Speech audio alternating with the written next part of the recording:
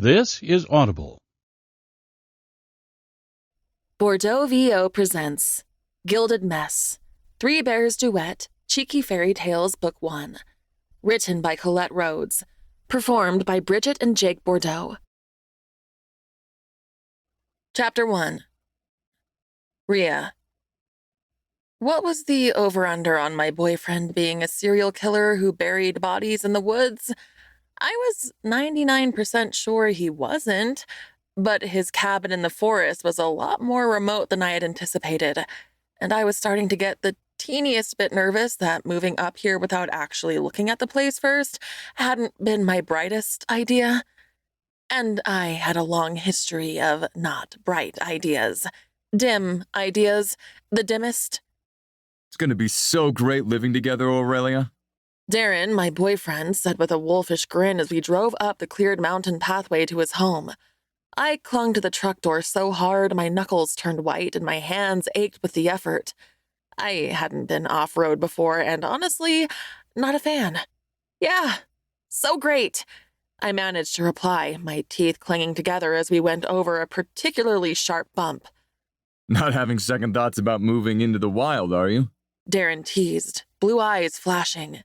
It seems like a long way off, but it's not so far to the main road on foot. Half an hour, maybe? Just turn right out of the cabin door and go straight down the slope. We have to take the scenic route with the vehicle. I guess that made sense. My sense of direction had never been great. I knew Darren's place was secluded.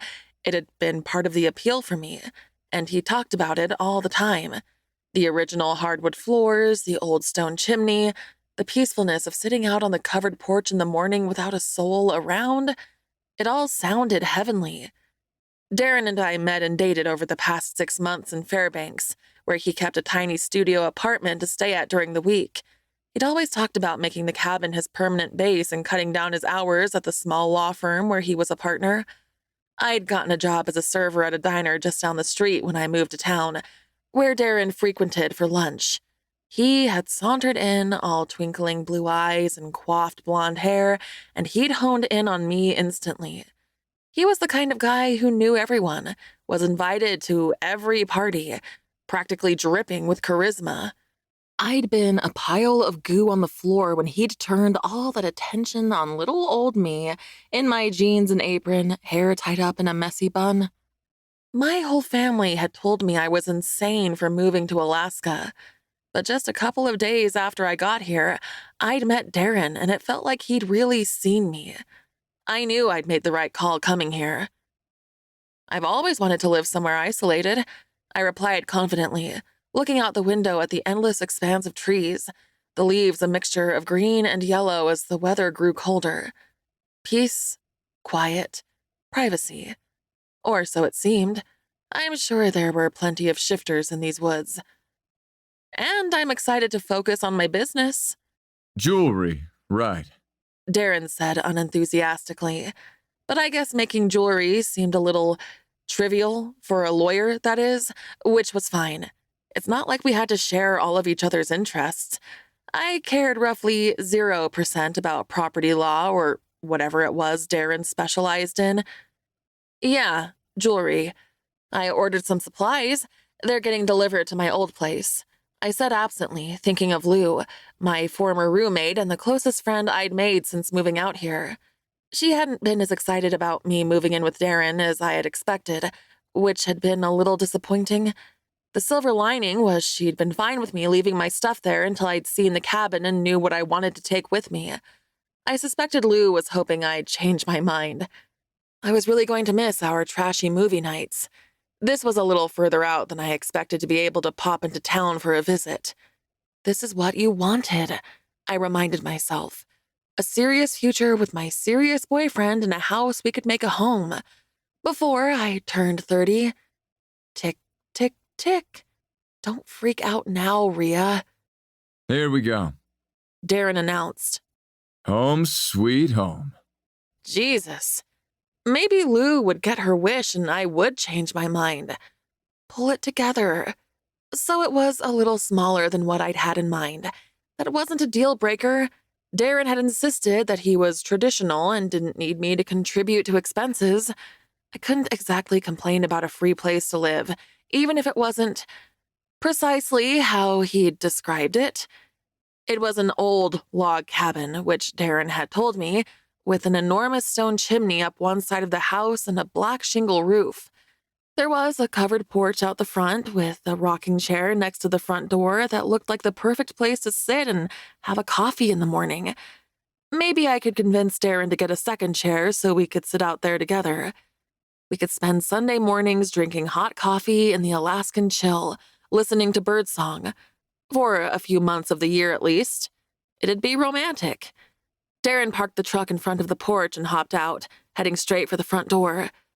I climbed down after him and struggled to scramble onto the bed of the truck to reach for the hiking pack of stuff I'd brought up to tide me over until I knew how much room I had for my things.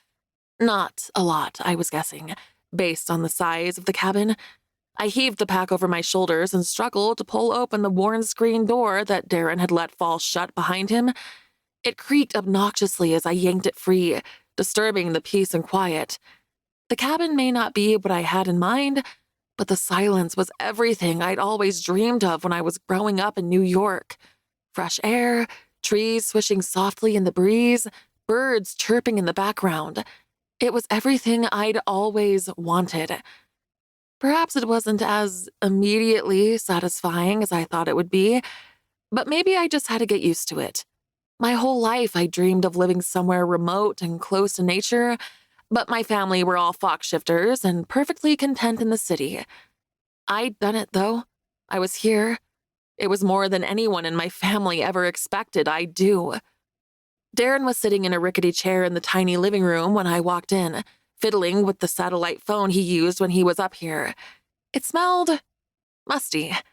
Darren had mentioned he'd been coming up here less so he could spend time with me in town, so it probably needed airing out. That was hardly a deal breaker. God, it really was a minuscule space, though. A fireplace dominated one wall, and there was enough room for a love seat tucked under the staircase, a wooden chair, and a small square coffee table. In the corner was a china cabinet that looked like it had been custom-made for the space. I dropped my pack at the door and decided to explore on my own since Darren appeared to be too busy to give me a tour. I contemplated pointing out his poor manners, but it would only take me 2 minutes to explore the whole place anyway. I may as well do it on my own. I crossed the living room in 5 steps and passed through an archway that had a rifle mounted over top of it into the kitchen area. Okay, so it was a corner bench with a toaster oven taking up precious counter space and a mini fridge tucked underneath the bench.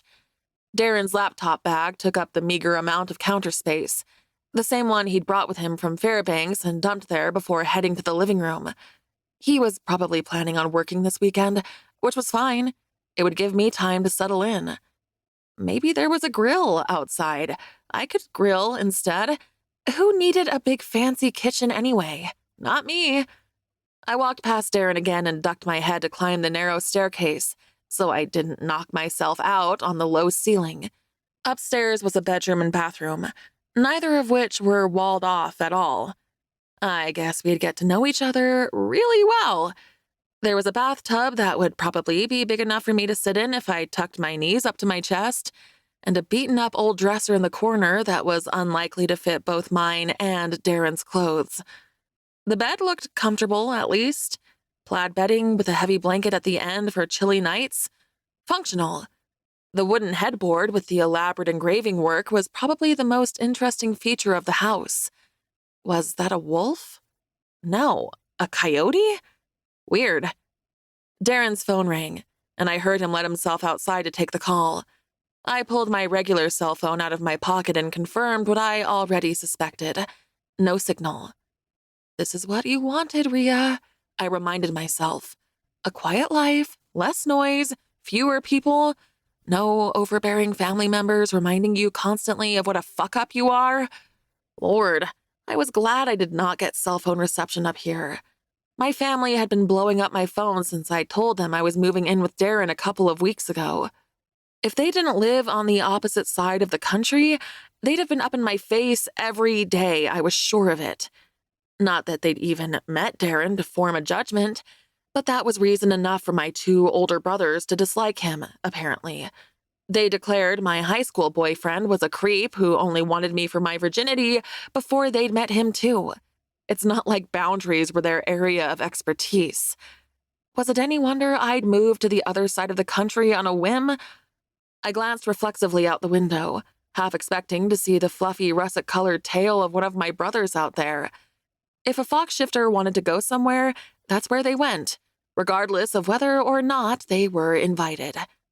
There was no sign of life out there, though.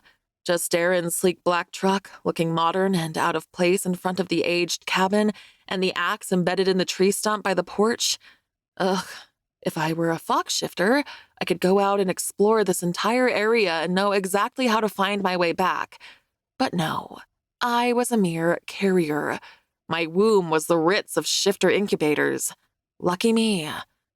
I had been living amongst humans for the past few years in Florida after I left home, and I'd been far removed from the shifter community. As far as I knew, anyway. Out here in the forest, there was no avoiding the reality that shifters were out there. I hadn't seen any, but for many different species, this was their ideal territory. It reminded me of my failings, but at the same time, it was kind of comforting. I'd grown up around shifters. My family were shifters.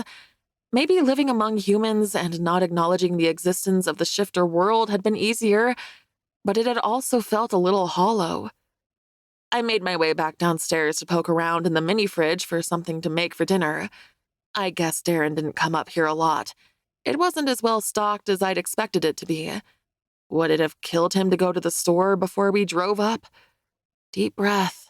Don't make a big deal about it. There was pasta and canned tomatoes. We could have vegetarian spaghetti. Babe. Oh my God. Every time he said that, I thought of the pig.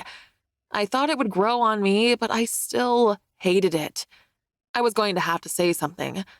I swallowed down my immediate rejection of the endearment, turning to Darren as he stood in the archway between the kitchen and living room. I could already tell by the apology in his voice that he was about to say something I was going to hate. Kev called. You know, my partner at the firm. Something has gone spectacularly wrong with this case. It can't wait. The client is flipping out. Darren held up the satellite phone like it was proof, his mouth downturned. It's Friday, I replied flatly, crossing my arms over my chest. We just got here. I know. And you just moved in? It's the worst timing, I swear. Darren shook his head, looking physically pained at the idea of leaving me. Darren wasn't the most naturally expressive guy. Alarm bells rang quietly in the back of my mind. Oh well, I could get a head start on that solitude I'd been coveting, right? I'd spotted a bottle of red wine in the kitchen, and there was a dirty-as-hell bodice ripper in my bag to keep me company. What are men to booze and smut? I knew when Darren suggested relocating here, so excited about us planning a proper future together, that he'd have to spend at least a couple of nights a week in town for work. But I had assumed the weekends would be for us.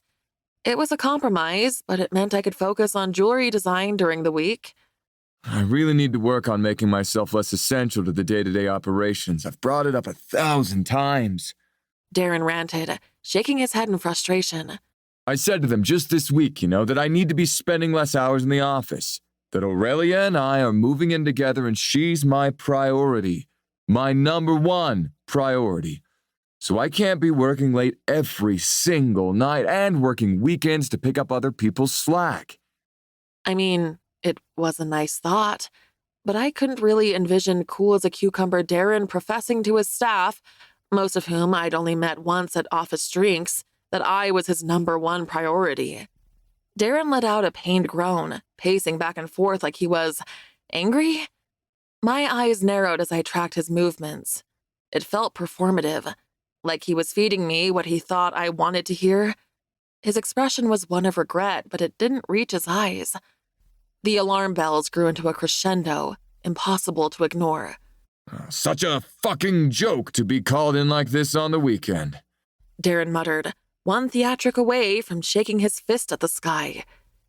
The downside of being the boss, I suppose, I replied evenly, keeping my face carefully neutral. Go ahead, I'll be fine, Babe? Darren said, turning his puppy dog eyes on me. I usually found him exceptionally attractive, for a human at least, but he just looked slimy at the moment. It would be just my luck that I'd moved all the way up here, spent my last paycheck on supplies to start my jewelry business, and he was a shady bastard. I'd have to call my brothers, and it would turn into a whole thing about Rhea and her poor life choices. You need to plan ahead, Rhea. There are consequences to your actions, Rhea. Why did you get shit-faced the night before finals, Rhea? What did you think was going to happen? A headache was forming behind my eyes just thinking about it. It'll be too dark for me to bring the truck back up tonight. But I'll be here first thing tomorrow, and we'll spend the entire weekend together. We were going to talk about baby making, remember? Darren waggled his eyebrows, and I shot him a strained smile in response. Maybe, just maybe, I'd let my biological clock have too big of a say on my decision to move up here.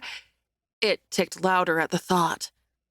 When Darren had taken me out for dinner at my favorite Italian restaurant last week and suggested moving in together, we'd talked about this. Future stuff, baby stuff. He'd even mentioned building an extension onto this place for the nursery, and we'd both agreed on plaid and deer-themed decor. Those weren't the kind of conversations you had with just anybody. He'd been serious. We'd been serious. Or so I thought. I wouldn't have moved up here for anything less. Disappearing suddenly on a Friday night for work made me wonder if I wasn't the only woman who thought Darren was serious about me. I tended to leap before I looked, but by the time I got around to looking, I liked to think I was honest with myself about what I found. Sounds great, I murmured, holding myself still as he strode up and pecked my cheek. He always smelled nice, like an ocean breeze, and it had been a major part of his appeal. Well, that and my late 20s crisis. Let me get your bag, I offered, plastering my most angelic smile on my face. Clearly, Darren didn't know me as well as I assumed he did, because nothing good ever came from this smile. This was my I accidentally set a small fire in the laundry smile, my I mixed up the brake and accelerator pedals and I need to borrow some money smile. You're a sweetheart, Darren said cheerfully, buttoning up the coat he'd only just unbuttoned when we'd arrived.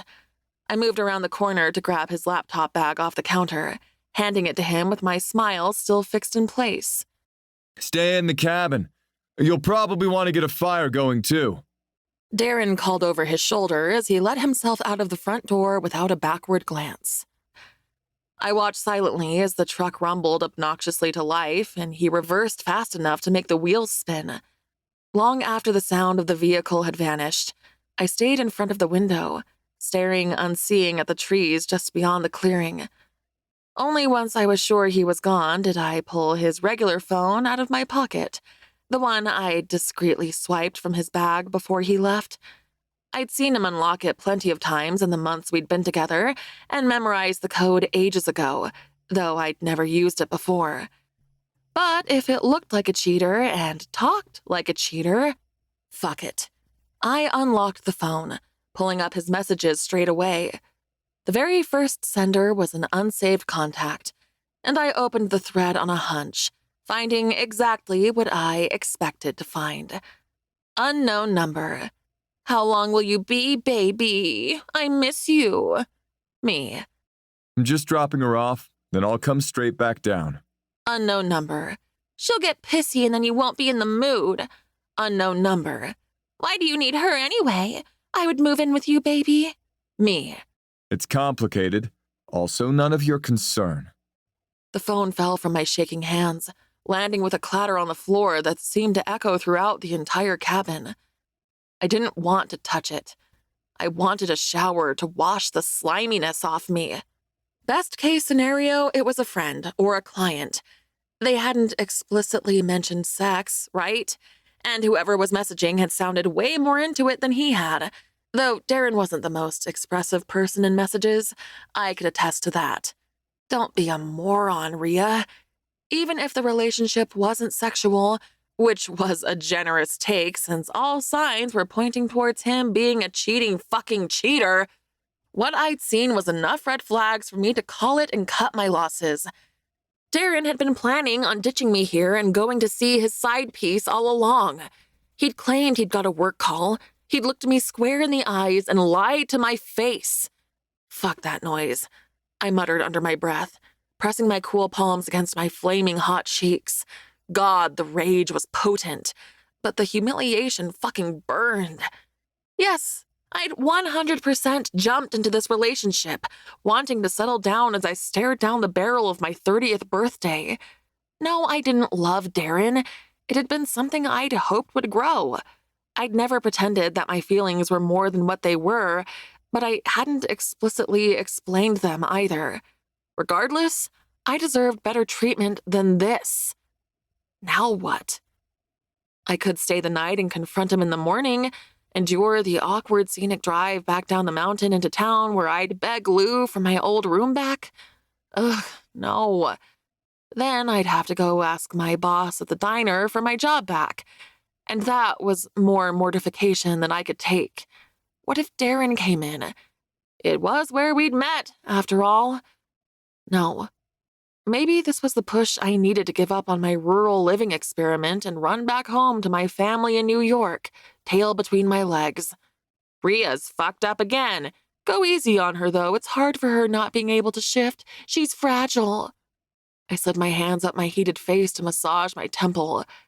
Surely other 29-year-olds had their shit together. This couldn't be normal. The idea of staying here in his bed, even without him, was unbearable. He'd said it was only half an hour on foot through the forest, and I was pretty sure I had a couple hours of daylight left. I mean, I was no hiking expert or whatever, but how hard could going downhill be? I hadn't even unpacked. I could just throw on my waterproof pack and go. Get this whole failed experiment over and done with. But who would I be if I didn't sow a little chaos before I left? There was a reason my family was always bailing me out. Wasn't about to let my reputation down now.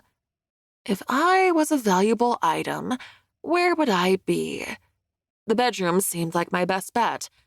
I jogged up the stairs, standing at the top and surveying the open space with my lips pursed, assessing. Why did I think I was ever going to live here? The bathroom had no walls. There was not a single person on earth I was comfortable enough to perform certain bodily functions in front of. Underwear drawer.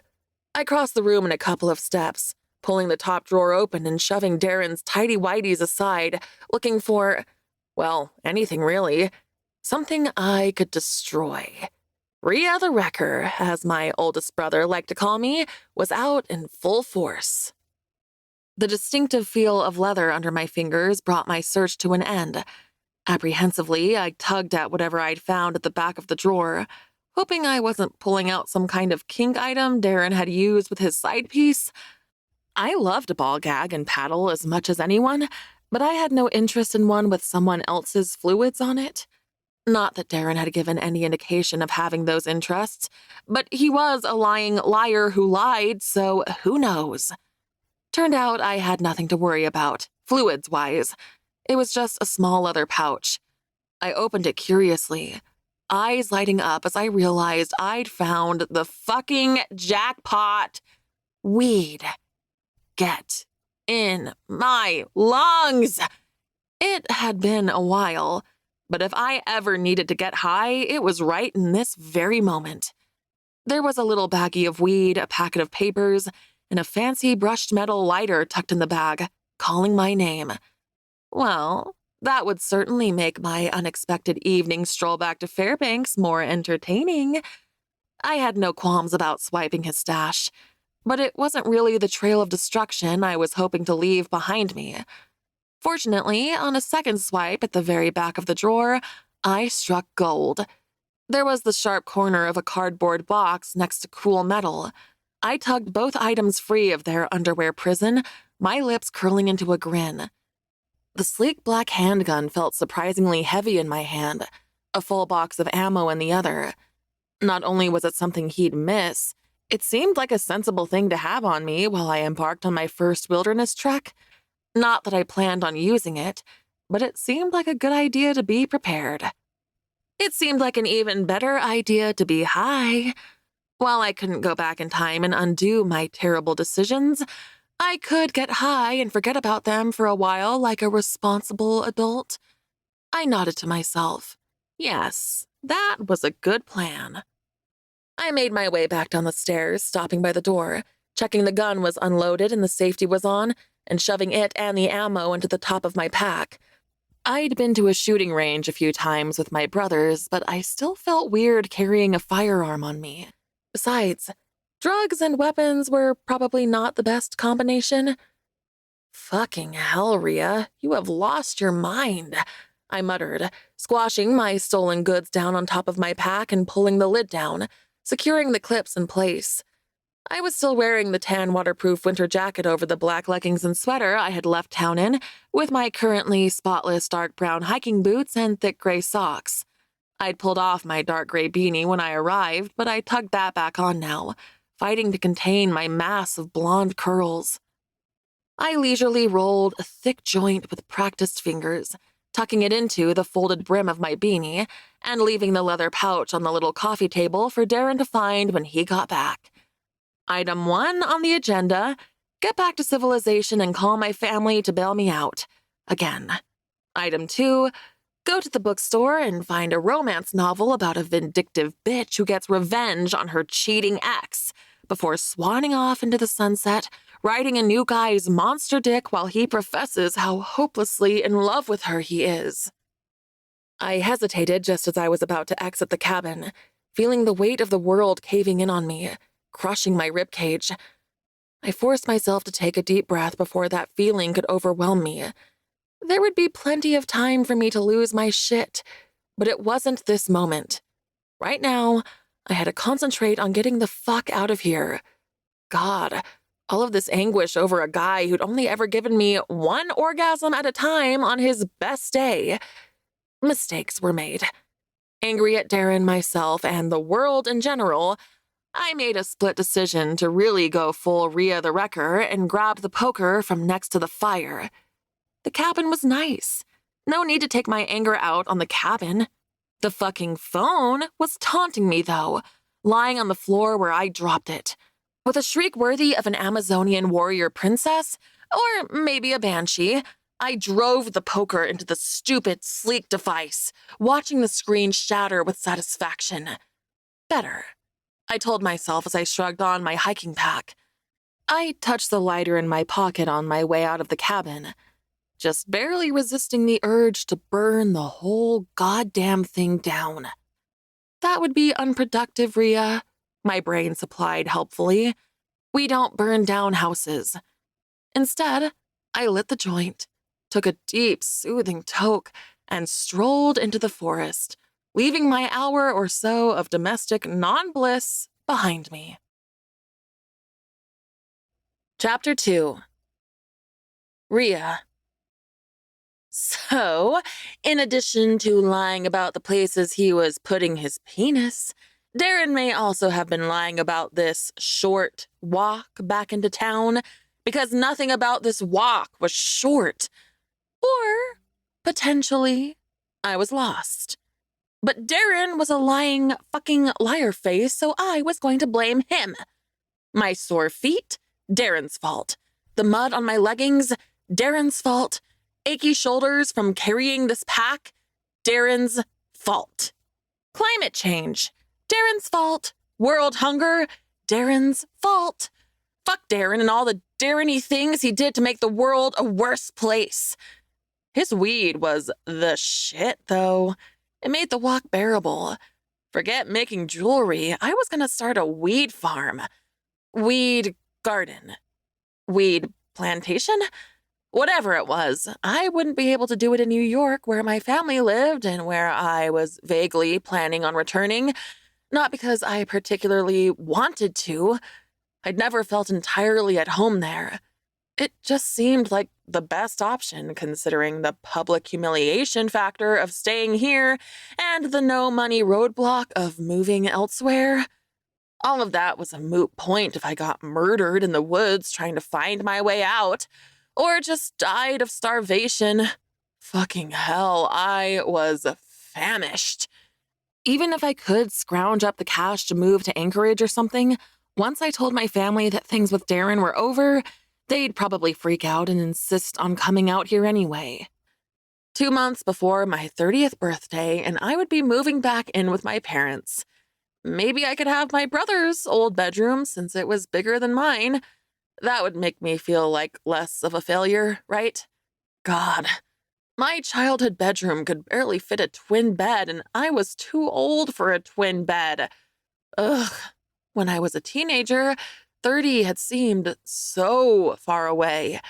I was convinced I'd be married with a couple of kids by now, maybe own a ranch house in the suburbs in upstate New York, close enough to visit my family on the weekends, but not so close that I had to see them every day.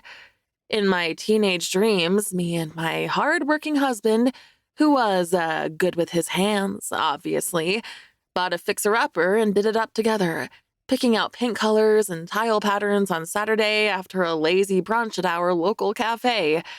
And a few years after that, we'd have kids and do kid stuff on weekends, soccer runs and shit. We'd have a sensible SUV with car seats in the back and baby wipes in the console for sticky fingers after post-game ice cream. Basically, I didn't plan on wandering through the forest high as a kite, possibly lost, vaguely heartbroken at this point in my life. 16-year-old Rhea would shake her head in disappointment at her future self. That is for goddamn sure. Where was the fucking road? My leggings were filthy from repeatedly losing my footing and half sliding down the slope on my ass, and my dark brown hiking boots that had looked so cool in the store were making my feet blister like I dipped them directly in lava. 1 out of 10 would not recommend. I couldn't see or hear a single sign that I was anywhere near civilization, but the dirt road we'd taken to get up here had been quiet, so that didn't mean anything. Maybe I was close. Possibly I was walking around in circles. Did that tree look familiar? Its bark was more barky looking than other trees. I was pretty sure I'd seen it before. Just when I was contemplating some kind of Hansel and Gretel breadcrumb system to keep track of where I'd been, I was pulled up short by a cabin that I definitely hadn't seen before, nestled among the trees like they'd cleared as little forestry as possible to make room for it. The waning sunlight filtering through the trees limited my visibility a lot, but dang! I could tell this house was nice.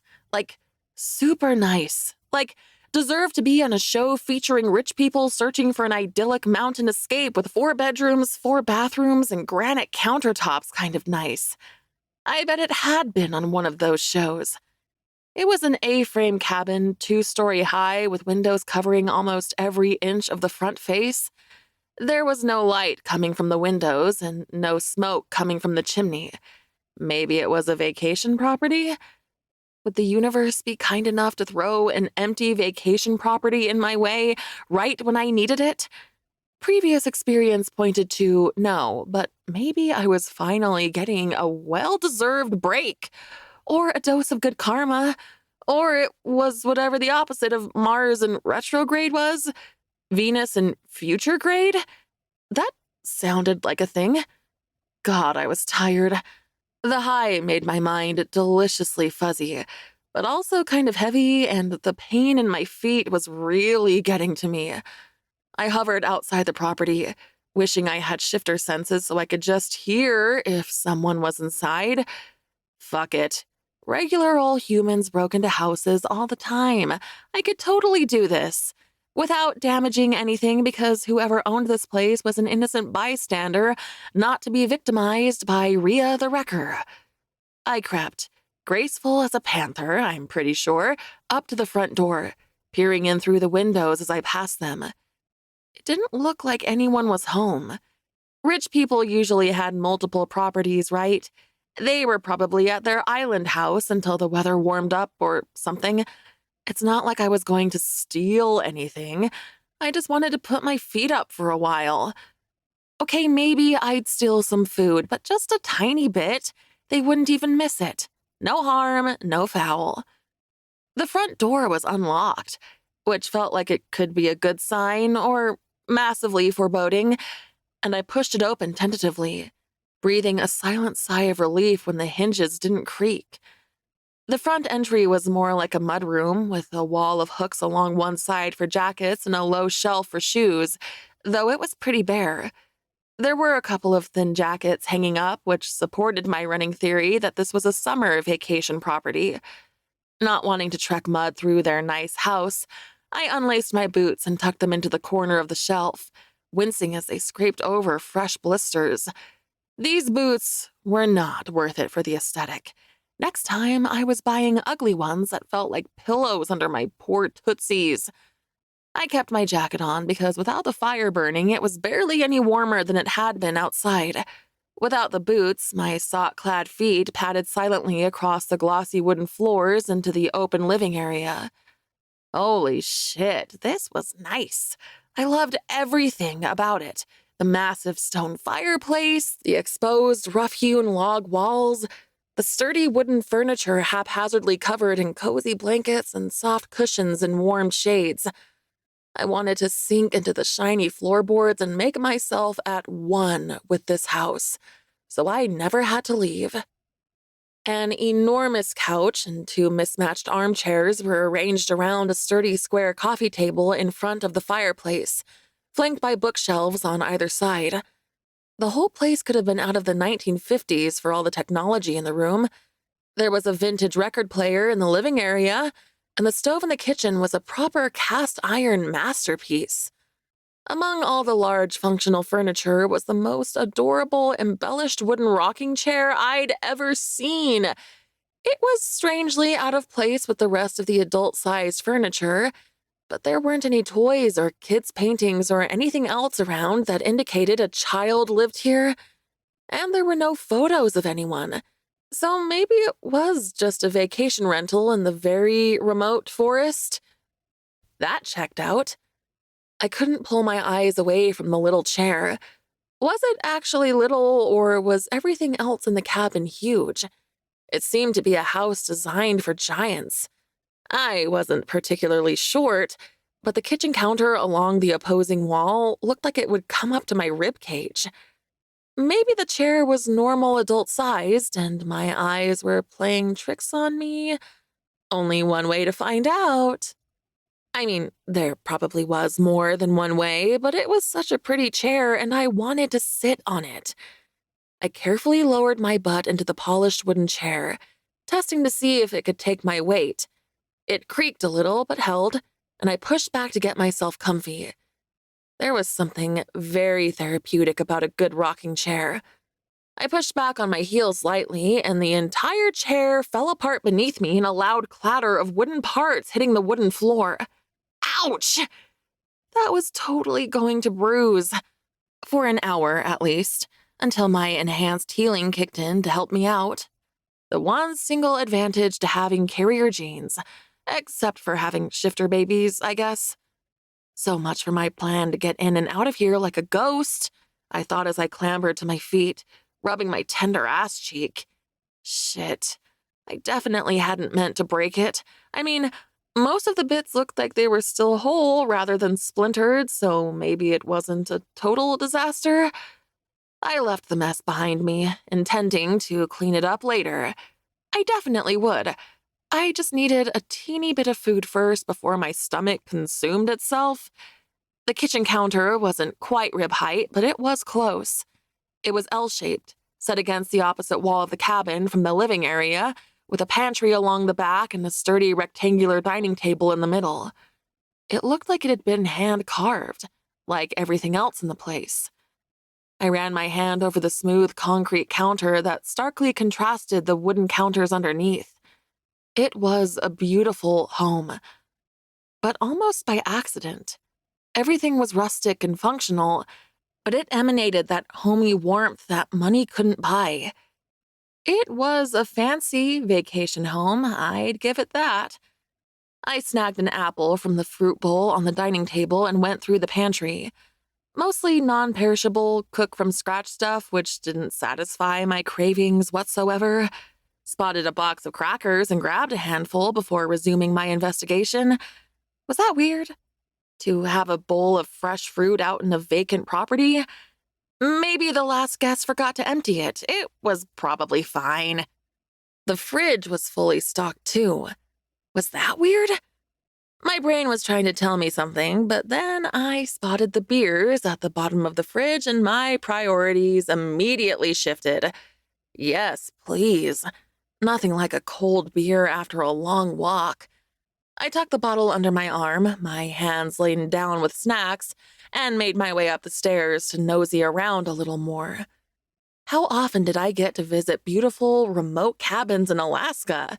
Never. And I was moving back to New York, so double never. Venus was in future grade and telling me to live my best life, and that bitch knew what was up.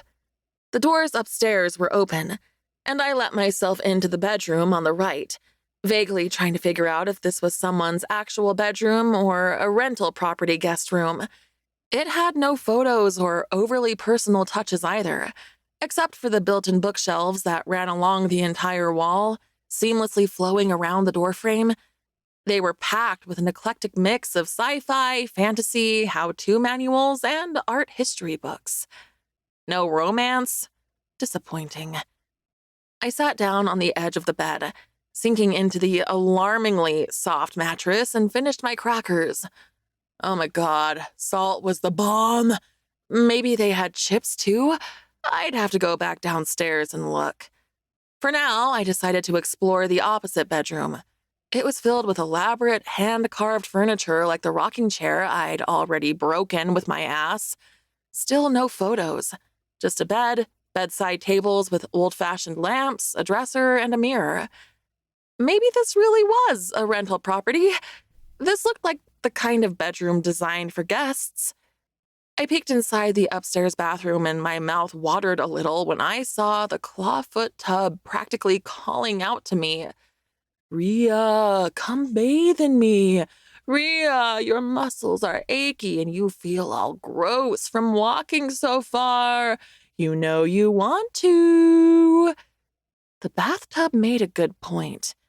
Who was I to argue with porcelain as flawless as that? I ditched my pack and jacket in the corner and ran the water as hot as it would go, hunting around for bubble bath. Obviously, they needed to up the toiletries selection for their guests. Maybe I'd leave them an anonymous note when I left with a few vacation home tips and an apology for the broken chair. I'd write it with my left hand so my handwriting couldn't be identified by the FBI. Weed made me so much smarter.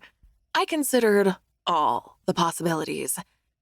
Giving up my search for bubble bath, I pulled a bottle of men's body wash off the shelf instead.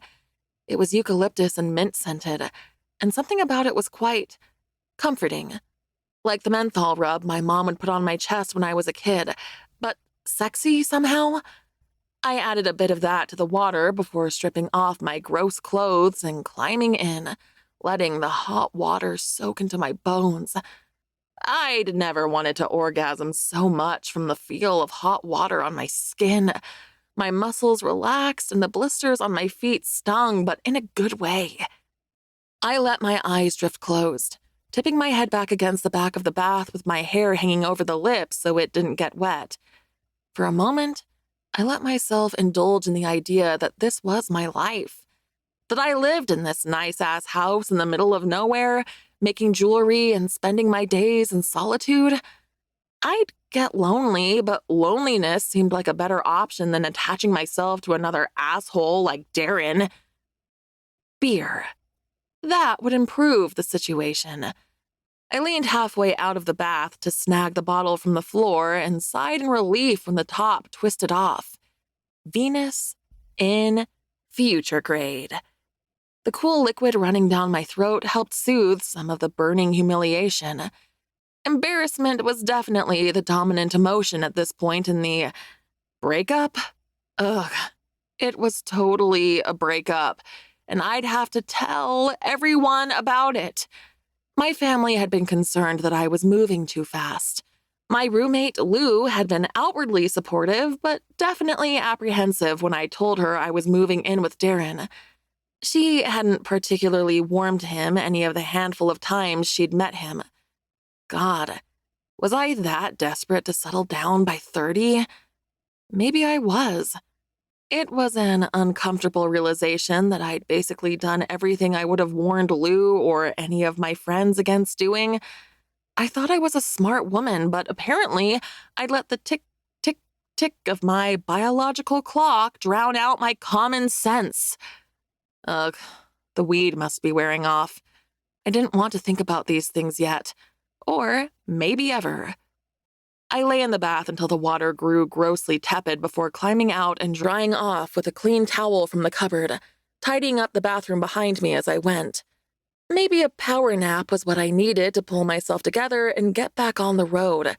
It was dark now anyway. My hiking experience was limited, but setting out as night fell seemed like an ill-advised idea. This whole expedition was probably an ill-advised idea, but I'd already begun now, so I'd have to see it through. Besides, if there was no one in the house by now, they wouldn't be arriving in the middle of the night. There was no road nearby, and only high idiots with no sense of direction wandered around the woods in the dark. I shoved my clothes back into my hiking pack and padded through the house wrapped in a towel, hoping I could find something more comfortable to sleep in. The room opposite the bathroom, with all the elegant-looking handcrafted furniture, called to me, and I let myself in, looking through the oak chest of drawers. There was a selection of tops in dark colors that made me doubt my vacation home theory just a little. These definitely looked like they belonged to one person, and they smelled heavenly, like oranges and cloves. This room smelled like Christmas. I pulled a faded black t-shirt out of the drawer and tugged it on, where it fell to mid-thigh and covered all the important stuff. I hunted through my pack until I found a pair of clean panties to slide on too, since I felt a little indecent prancing around a strange house with no underwear on, even if there was no one else here. I was a respectful intruder like that. The bed in this room was beautiful, with a tall carved headboard depicting the forest in elaborate detail, but it didn't really call to me. The other room hadn't either. It was more like a library with a super soft bed in it. On a whim, I hauled my pack over one shoulder and made my way back downstairs where there was one more bedroom I hadn't explored yet. Oh, yes. This one was just right. There were enormous slabs of rough-cut wood lined up next to each other like a giant pallet, with a huge mattress in the center, pushed back against the rough-hewn log wall. In contrast to the hard materials around it, the bedding was all soft and inviting, in shades of gray and navy. It was big enough to sleep 6 of me, and the most inviting thing I'd ever seen. Like the other rooms, this one smelled delicious too. Woodsy. Cedar, maybe? Oh, yes. You'll do nicely. I ditched my pack next to the bed, pulling out the handgun to keep handy in case I needed it, and crawled into the middle of the bed, sinking down into the mattress and burrowing into the blankets. It was like my own personal nest. I never wanted to leave.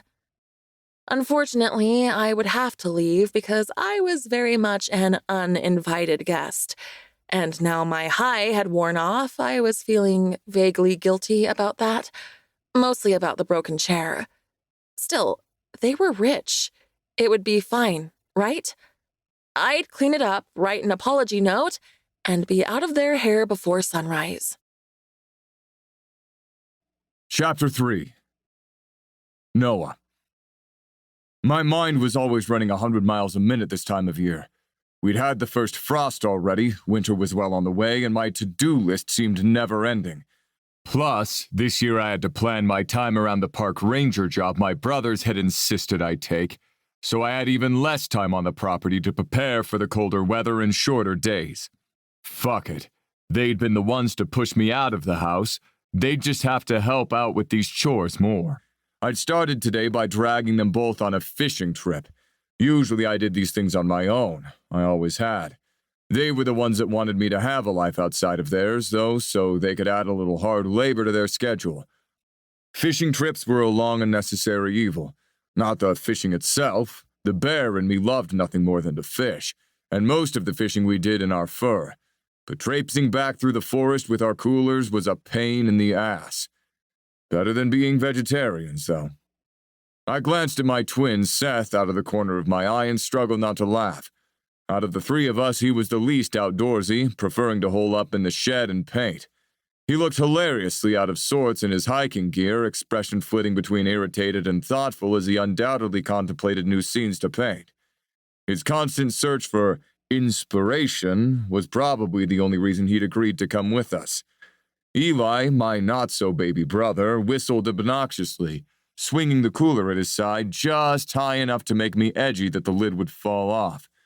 No one on this planet could raise my hackles like he could, and he was one of my two favorite people. My chest puffed up with pride whenever I came home. It was more than four walls and a place to rest our heads at night. We'd built this place with our own hands when we were little more than cubs. The cabin was a big source of pride for me. It was either build a home or be homeless, but we'd still done an impressive job.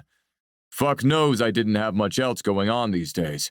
I didn't even particularly enjoy being a park ranger. "What's that smell?" Seth muttered as the dark cabin came into view. "What smell?" Eli asked absently, shoving a stray lock of hair out of his face that had escaped his stupid man bun. One of these days I'd shave it off in his sleep. Now that they'd mentioned it, there was a foreign scent lingering around the cabin. Not bad foreign, it smelled light, feminine, oddly summery, like geraniums and grapefruit and tangerine. Flowers and fruit. Get a fucking grip, Noah. "There's someone in the house," I growled, the scent growing stronger as we approached the front door. "Calm down, brother," Seth said lightly, giving me a pointed look. We were twins, but our personalities were total opposites. Seth never got angry, or never unleashed it at least. I felt like I was never not angry. "Calm down? There's someone in our house," I gritted out. "Are you demented?" "We should probably consider locking the door from time to time," Eli pointed out with a shrug, looking more curious than angry, deeply inhaling the enticing scent. "That is a delicious-smelling intruder." Not good. It was a delicious-smelling intruder, but Eli was likely to let that sway his judgment.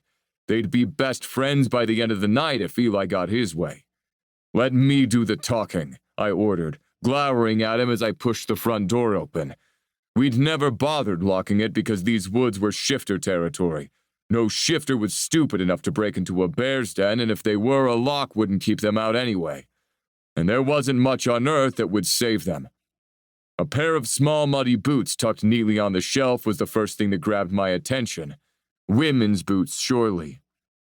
"What a polite criminal," Seth remarked lightly. "Follow her lead. I don't want you trekking mud through the house." "There's an intruder in our house and you're worried about mud?" I hissed, glaring at him. "Yes." Seth blinked impassively at me. "Fuck's sake," I muttered, yanking off my boots as quietly as possible. We ditched our jackets and coolers in the entryway, better prepared to fight if we needed to, though I doubted that would be the case. The faint smell of blood clung to her boots, and my gut churned uncomfortably. I wasn't used to giving a fuck about people that weren't my brothers, and I had no intention of starting now. "Oh, man! I've been working on that chair for ages!" Eli groaned as we rounded the corner, drawing my attention to the broken pile of wood on the floor that had been the rocking chair he was putting together for a customer. "Ace is going to flip." Another rush of anger flooded me, replacing my moment of concern, and Seth grabbed my shoulder, pulling me around to face him and pinning me with his most serious, calm down face. "You can smell it's a human. Proceed with caution. We don't want to accidentally kill someone." "Who said anything about an accident?" I muttered, pushing him away and prowling around the house to inspect the rest of the damage. A few crumbs on the floor, nothing too egregious. But I was past the point of feeling relaxed about anything. At this point, crumbs were on par with destruction of property. What kind of person let themselves into someone else's home, ate their food, and broke their shit? A criminal, that's who. The kind of asshole who deserved to be behind bars, delicious smelling or not. Apparently, my brothers weren't on the same page as me. They looked way too relaxed about this. I followed the trail up the stairs, expecting to find the intruder in one of the bedrooms, but they were both empty, though traces of the light scent lingered there. The bathroom was another story. The tub had clearly been used, and there was an empty bottle of my beer on the windowsill. Who is this person? Eli chuckled. Who the fuck breaks into someone's house and takes a bath? Can you stop being so cheerful about this? I snapped. Can you stop being so grouchy? Eli countered, ducking out of the way when I tried to cuff his ears. You're just mad they took one of your beers. Admit it, it's kind of funny. Nothing about this is funny, I groused, pushing past my brothers and heading back downstairs when I heard the distinctive rustling of my sheets downstairs. Oh, hell no. Oh, dear. Seth sighed. Him and Eli were hot on my heels as I quietly jogged down the stairs. The front of the cabin was dominated by the kitchen and living area, and behind the stairs was my bedroom, a bathroom, and the laundry. I pushed the door open silently, moving inside so my brothers could file in behind me. Eli sucked in a breath, but Seth was even more curiously silent than usual. My dick did not care that she had broken into our den. My dick was weirdly fine with it. Probably because the little criminal looked like she'd floated down to earth on a cloud. Beautiful. She was beautiful. A mass of curled blonde hair fanned out over my pillow, long dark eyelashes resting on high cheekbones with a full pouty mouth and adorably turned up nose. The faintest streaks of tears were dried on her cheeks. Considering how innocent she looked, it was difficult to reconcile the fact that she had A, broken into our home, and B, definitely had the lingering smell of marijuana clinging to her hair. She looked like the perfect package, but she was definitely a mess. A mess that was sleeping in my bed. My fucking bed. Some part of me got a kick out of that. The little intruder hadn't been shy about poking around the house, her sweet scent lingered everywhere, but she'd chosen my bed to rest her pretty head, even if she was wearing Eli's oversized t-shirt. Can we keep her? Eli asked eagerly. You want to keep the girl that smells like marijuana and tears? I replied drolly, and Seth's body wash my mind supplied unhelpfully. Why don't we wake her up first? Seth muttered, his nose twitching. Great idea. I'll lick her face. Eli responded, more dog than bear. You will not, I shot back. I will wake her. My fingers were already moving to unbutton my flannel, my bear rising eagerly under my skin. You break into a bear's house. You best be prepared for a bear's welcome. You sure about that, boss? Eli asked, raising his eyebrows at me. Piss is a hell of a smell to get out of a mattress. I grimaced, halting my movements. I would have to burn the bed. Relax, big boy.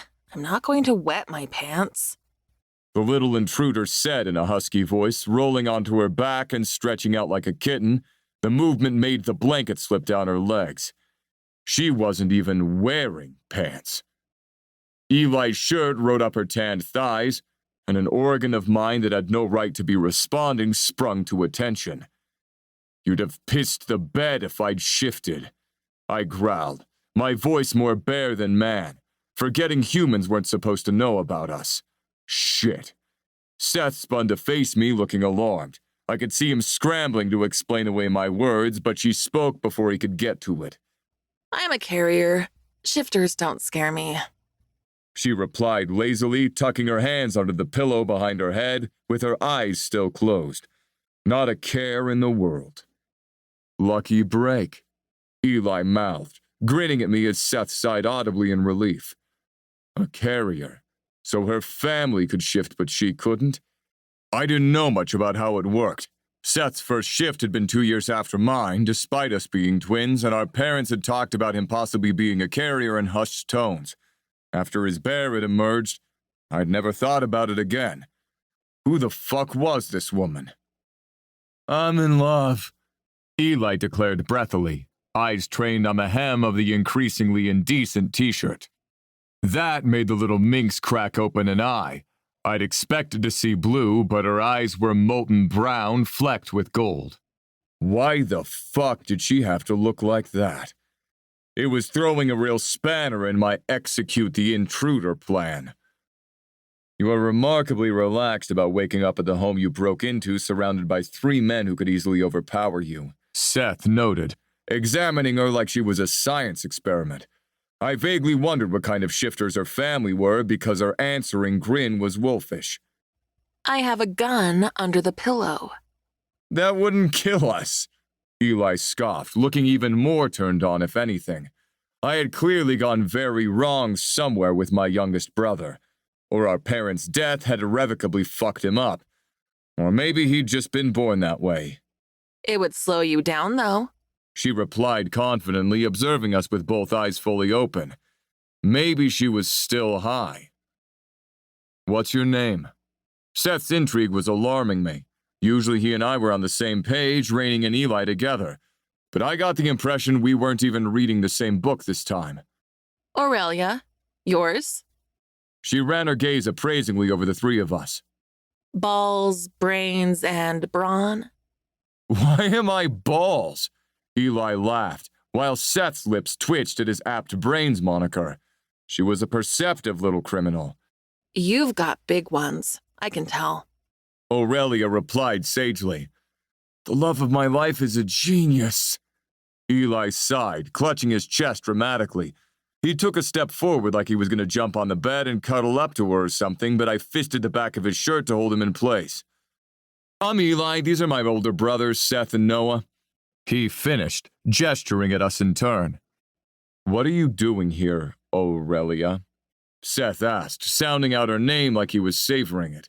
Who cares? Eli interjected. Want to stay forever? What the hell was going on? They'd both clearly lost their minds. Maybe it was because she was a carrier. She certainly smelled more tempting than any human woman I'd ever encountered.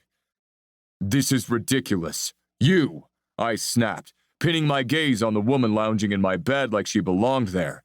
Fuck off. And you, stop talking, I added, throwing my baby brother a warning look that he confidently ignored. Fine, Aurelia huffed, scowling at me like I was the unreasonable one. She slid her hands out from behind the pillow, revealing the pistol and clutching it loosely at her side as she rolled off the bed, landing lightly on her feet. Point me in the direction of the highway, and I'll be on my way, she added, sauntering over to the hiking pack she'd left against the end of the bed and hooking a strap over her elbow. She straightened, cocking her hip and glaring imperiously at me like she was fully prepared to walk out into the forest at night wearing nothing but Eli's t-shirt. Which was fine. Wasn't it? She was a criminal. Her comfort was of no consequence to me. Eli and Seth both growled in objection, and a traitorous shiver of relief ran through me that they called it so I didn't have to. She could sleep on the porch. It's too late to be walking through the forest now, Seth said, no room for argument in his tone. Stay, at least until morning. At least. What the fuck was with the at least? You can sleep in my bed, Goldilocks, Eli purred, shooting her that cocky smirk that usually had women falling at his feet. Aurelia groaned, throwing her head back in exasperation. She looked about 3 seconds away from stamping her foot, and it was far more attractive than it had any right to be. Please don't tell me you're bear shifters. The size didn't give it away, I snorted. Ain't no shifter bigger than a bear shifter. Fact. Aurelia's pack slipped down her arm, landing with a light thud on the floor. She dragged it along the ground, giving me an appraising look as she stepped confidently into my personal space, hips swishing temptingly. She murmured, her nose level with my sternum. If I'm Goldilocks, does that make you Daddy Bear? She asked with a mischievous smile. I'm gonna jizz my pants, Eli muttered, making Seth groan exasperatedly. Not my kink, thief. Though spanking you has an awful lot of appeal, I rumbled, hoping my flannel was doing a decent job of hiding my erection. I really wanted to spank her. Aurelia's eyes flared, her teeth sinking into her plush lower lip. Fucking hell, we were in trouble. I'll sleep on the couch and be out of your fur as soon as it's light out, she announced, pulling away with visible effort. Shit. I'd barely noticed the gun in her hand, and she'd definitely been close enough to do some damage. Apparently, my dick was draining all the blood away from the organ that actually needed it. Aurelia hauled her bag around us, heading down the hallway towards the living room. Eli recovered the quickest, trailing after her like a puppy. Seth looked at me, amusement and wariness warring for dominance in his eyes. We're in so much trouble, brother. Chapter 4. Rhea. The couch wasn't nearly as comfortable as the bed I'd been snuggled up on. Too hard. But with the fire roaring and an absurd number of blankets piled on top of me, because apparently they thought humans would die at the first hint of a chill, I was pretty cozy. The sudden appearance of the 3 homeowners had at least pulled me out of my pity party. I'd fallen asleep crying over my sorry circumstances, and that was just straight up unacceptable. If I was going to cry, it would be when I was back in the comfort of my parents' house, blasting all by myself while I ate my body weight in cookie dough ice cream. Naturally, the answer to, would I stay here in the house of oversized, absurdly handsome bear shifters, was a resounding fuck no. That is how women ended up on true crime shows, and my parents wouldn't survive the humiliation of people doing a deep dive into my life. Aurelia Conroy was a 29-year-old spinster who abandoned her perfectly lovely, stable family in New York to move to Alaska on a whim. Her one local friend, Lou Taylor, tells us that Aurelia, or Rhea as she was known to her friends, was exceptionally hilarious, fond of box wine, and had an encyclopedic knowledge of sex toys and romance novels. Aurelia's internet search history shows an extensive interest in jewelry design and double penetration. My parents would keel over dead. Then my brothers would find some way to bring me back from the dead to yell at me about our parents and laugh at my search history. God, I should really clear that sometime. Besides, now that my high was wearing off, I'd begun seriously questioning my sanity. No, they hadn't been home, but it was a ballsy move to help myself to their food, take a bath, steal their clothes, and lie down in one of their beds. It all smelled so good, though. The clothes, the home, the men, everything about their scent was intoxicating and soothing at the same time. Maybe Darren had laced that weed with something else? This was not a normal reaction to strangers, even shifters who always smelled better to me than humans. It was a biological thing, apparently.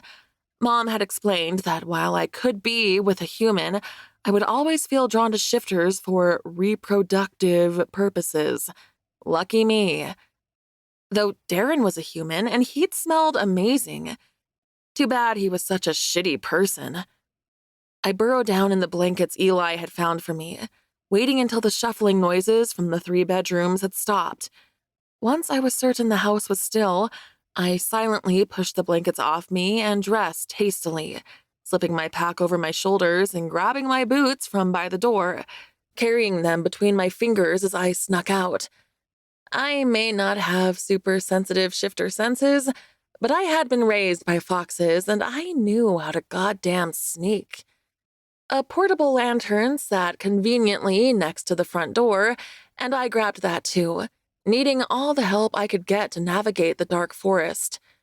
The frigid night air hit me like a ton of bricks after being holed up in a blanket nest on the couch with the embers of the fire Eli had lit to keep me warm burning in the background. Fuck, he was hot. Like, really hot. I'd never been into long hair on guys before, but Eli rocked a man bun. He had a layer of stubble that wasn't thick enough to hide his sharp jawline and highlighted those full lips that I bet were capable of magical things. I had a radar for that sort of thing. Eli was pinging hard on my good pussy eater radar. Not that I thought the other two would be slouches in the bedroom. Seth, with his short hair and neat beard, would be an attentive lover. I was sure of it. His dark eyes hadn't missed a thing in the few brief moments we'd spent together. And Noah, with his rugged beard and shaggy dark hair, Noah would give me a flaming hot ass and fuck me until I couldn't walk the next day. That weed was definitely laced with something. I'd never been so horny in my entire life. Once I got far enough from the cabin that I didn't think they could hear me anymore, I took a moment to adjust my outfit, zipping up my jacket properly, tugging on my beanie and pulling on my boots and pack.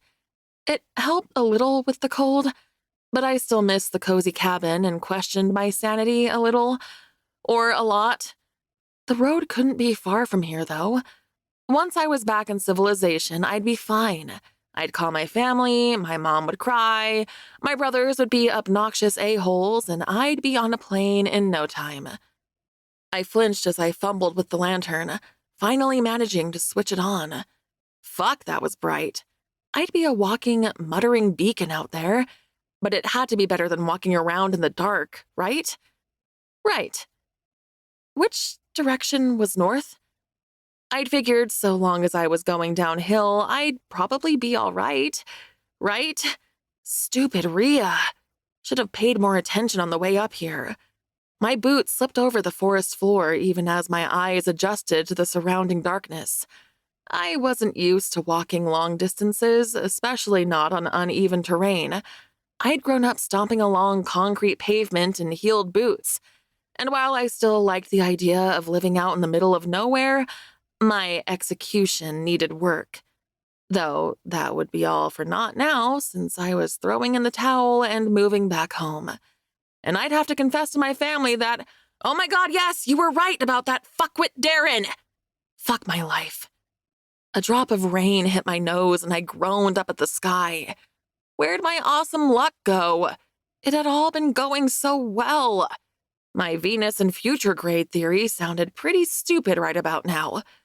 The blisters that had been almost healed after my relaxing bath and nap at the bear's house were rubbing raw inside my boots again, and my muscles ached with exhaustion. I paused next to a stump with a slight overhang that might have protected me a little from the rain. Besides, I just wanted to sit down for just a moment, just to rest my tired feet and give my wounds a chance to heal. I still had the gun, after all. I doubted there was anything scarier in these woods than the big-ass bear shifters whose house I'd broken into, and I got out of that just fine. I slumped down against the stump, settling between the enormous gnarled roots that had broken above the ground into the perfect Aurelia-sized spot that felt like it was made just for me. I pulled my hood over my head, hoping it would protect me from the worst of the rain, and turned off the lantern, plunging me into eerie darkness. Just a 5-minute break. Then I'd be on my way. Just 5 minutes. Honestly, I probably should have died. Even with my enhanced healing, falling asleep in the freezing cold forest in the middle of the night in the rain was basically a death sentence. Fortunately for me and the many things I still had planned for my future, I woke up engulfed in an enormous bear hug. Literally. A humongous sleeping brown bear had pulled me against his chest. Big-ass bear arms wrapped around my waist, my face buried against its neck. Or his neck, rather, because the gargantuan beast cuddling me smelled a lot like Noah's sheets, though with a slightly more feral, animalistic edge. I pushed away from his chest gently, not wanting to startle the bear into attacking me, but also wanting to get the fuck away from this awkwardness. The sun was rising, beaming offensively brightly through the gaps in the trees and shining a beacon on all the poor choices that had led me to this moment. Well, fuck you too, son. The bear made a rumbling noise of discontent in its chest as I shoved again, wiggling out of his grip. He must have let me go because there was no way on this good green earth I could get myself out of his hold if he didn't want me to. God, he'd even taken my pack off without me waking up. I probably hadn't noticed while I'd been borderline hypothermic, or actually hypothermic. His eyes blinked open, staring judgmentally at me as I shuffled backwards, hefting my ass over the root of the tree until I was comfortably ensconced in my little nest again. I didn't speak bear, but I was pretty sure what Noah was conveying with his smug bear eyes was, "You're welcome for the life-saving cuddles, you fucking moron. Thanks for keeping me alive. Could you just point me in the direction of the road? I'll be on my way. Also, you have to leave because I'm not peeing in front of you in bear or man form," I added primly. I swear to God, this 1,500-pound bear rolled his stupid bear eyes at me. I was entirely unsurprised when he didn't helpfully point me in the direction of the road and rolled onto his back, scratching himself on a root and ignoring me. Well, fine then. Be difficult. "I'm going behind this tree to pee. Don't listen," I instructed, dragging my pack along with me in case Noah took off with it just to torture me. I was grateful he'd kept me alive, but couldn't help feeling a little disappointed that of the three of them, he'd been the one to find me. His brothers were so much nicer. It took me forever to convince my bladder to go, even though I was pretty well hidden behind the bush I'd chosen. I could still hear Noah shuffling around in all his bear glory, and my bladder was not about having an audience. Besides, I'd had to basically strip from the waist down to go, and my ass was freezing. Men didn't appreciate how good they had it when it came to peeing on the go. Eventually, I was able to go, and redress in the clothes I'd slept in that were now feeling pretty crusty and gross. Crusty and gross basically summed up everything about how I was feeling. If anything, the small amount of sleep had made me feel more tired. Sleep when you get back to town. Come on, Rhea. I took a swig from the water bottle I'd packed before I'd left for Darren's yesterday and cursed myself for not stealing more food from the bears. Noah watched me as I pulled my pack back on and surveyed my surroundings, trying to determine which direction to go in. "Is the road that way?" I asked, pointing through the trees. "Nod your giant furry head, yes or no." Noah blinked at me impassively, sitting on his huge ass, content as could be. "I know you understand me, Noah," I growled. "I grew up around shifters. Is it this way?" I tried again, pointing further. "East? West? Left?" Nothing. Zero movement. Not even an eye twitch. "Ugh, fine. I'll just figure it out myself. Nice to meet you. Thanks for not letting me die," I added dismissively. Noah snorted, proving he absolutely understood what I was saying. The furry asshole. Fuck it. I'd just pick a direction and commit. I held my head up like I knew exactly what I was doing and started walking. South. Or potentially east.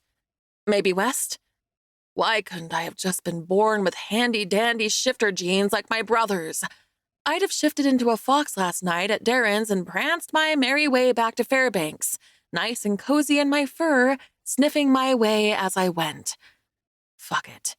I'd watched plenty of reality shows where people lived in the wild, naked, and survived. At least I had clothes. I'd find my way out of here. Eventually. I would not find my way out of here eventually.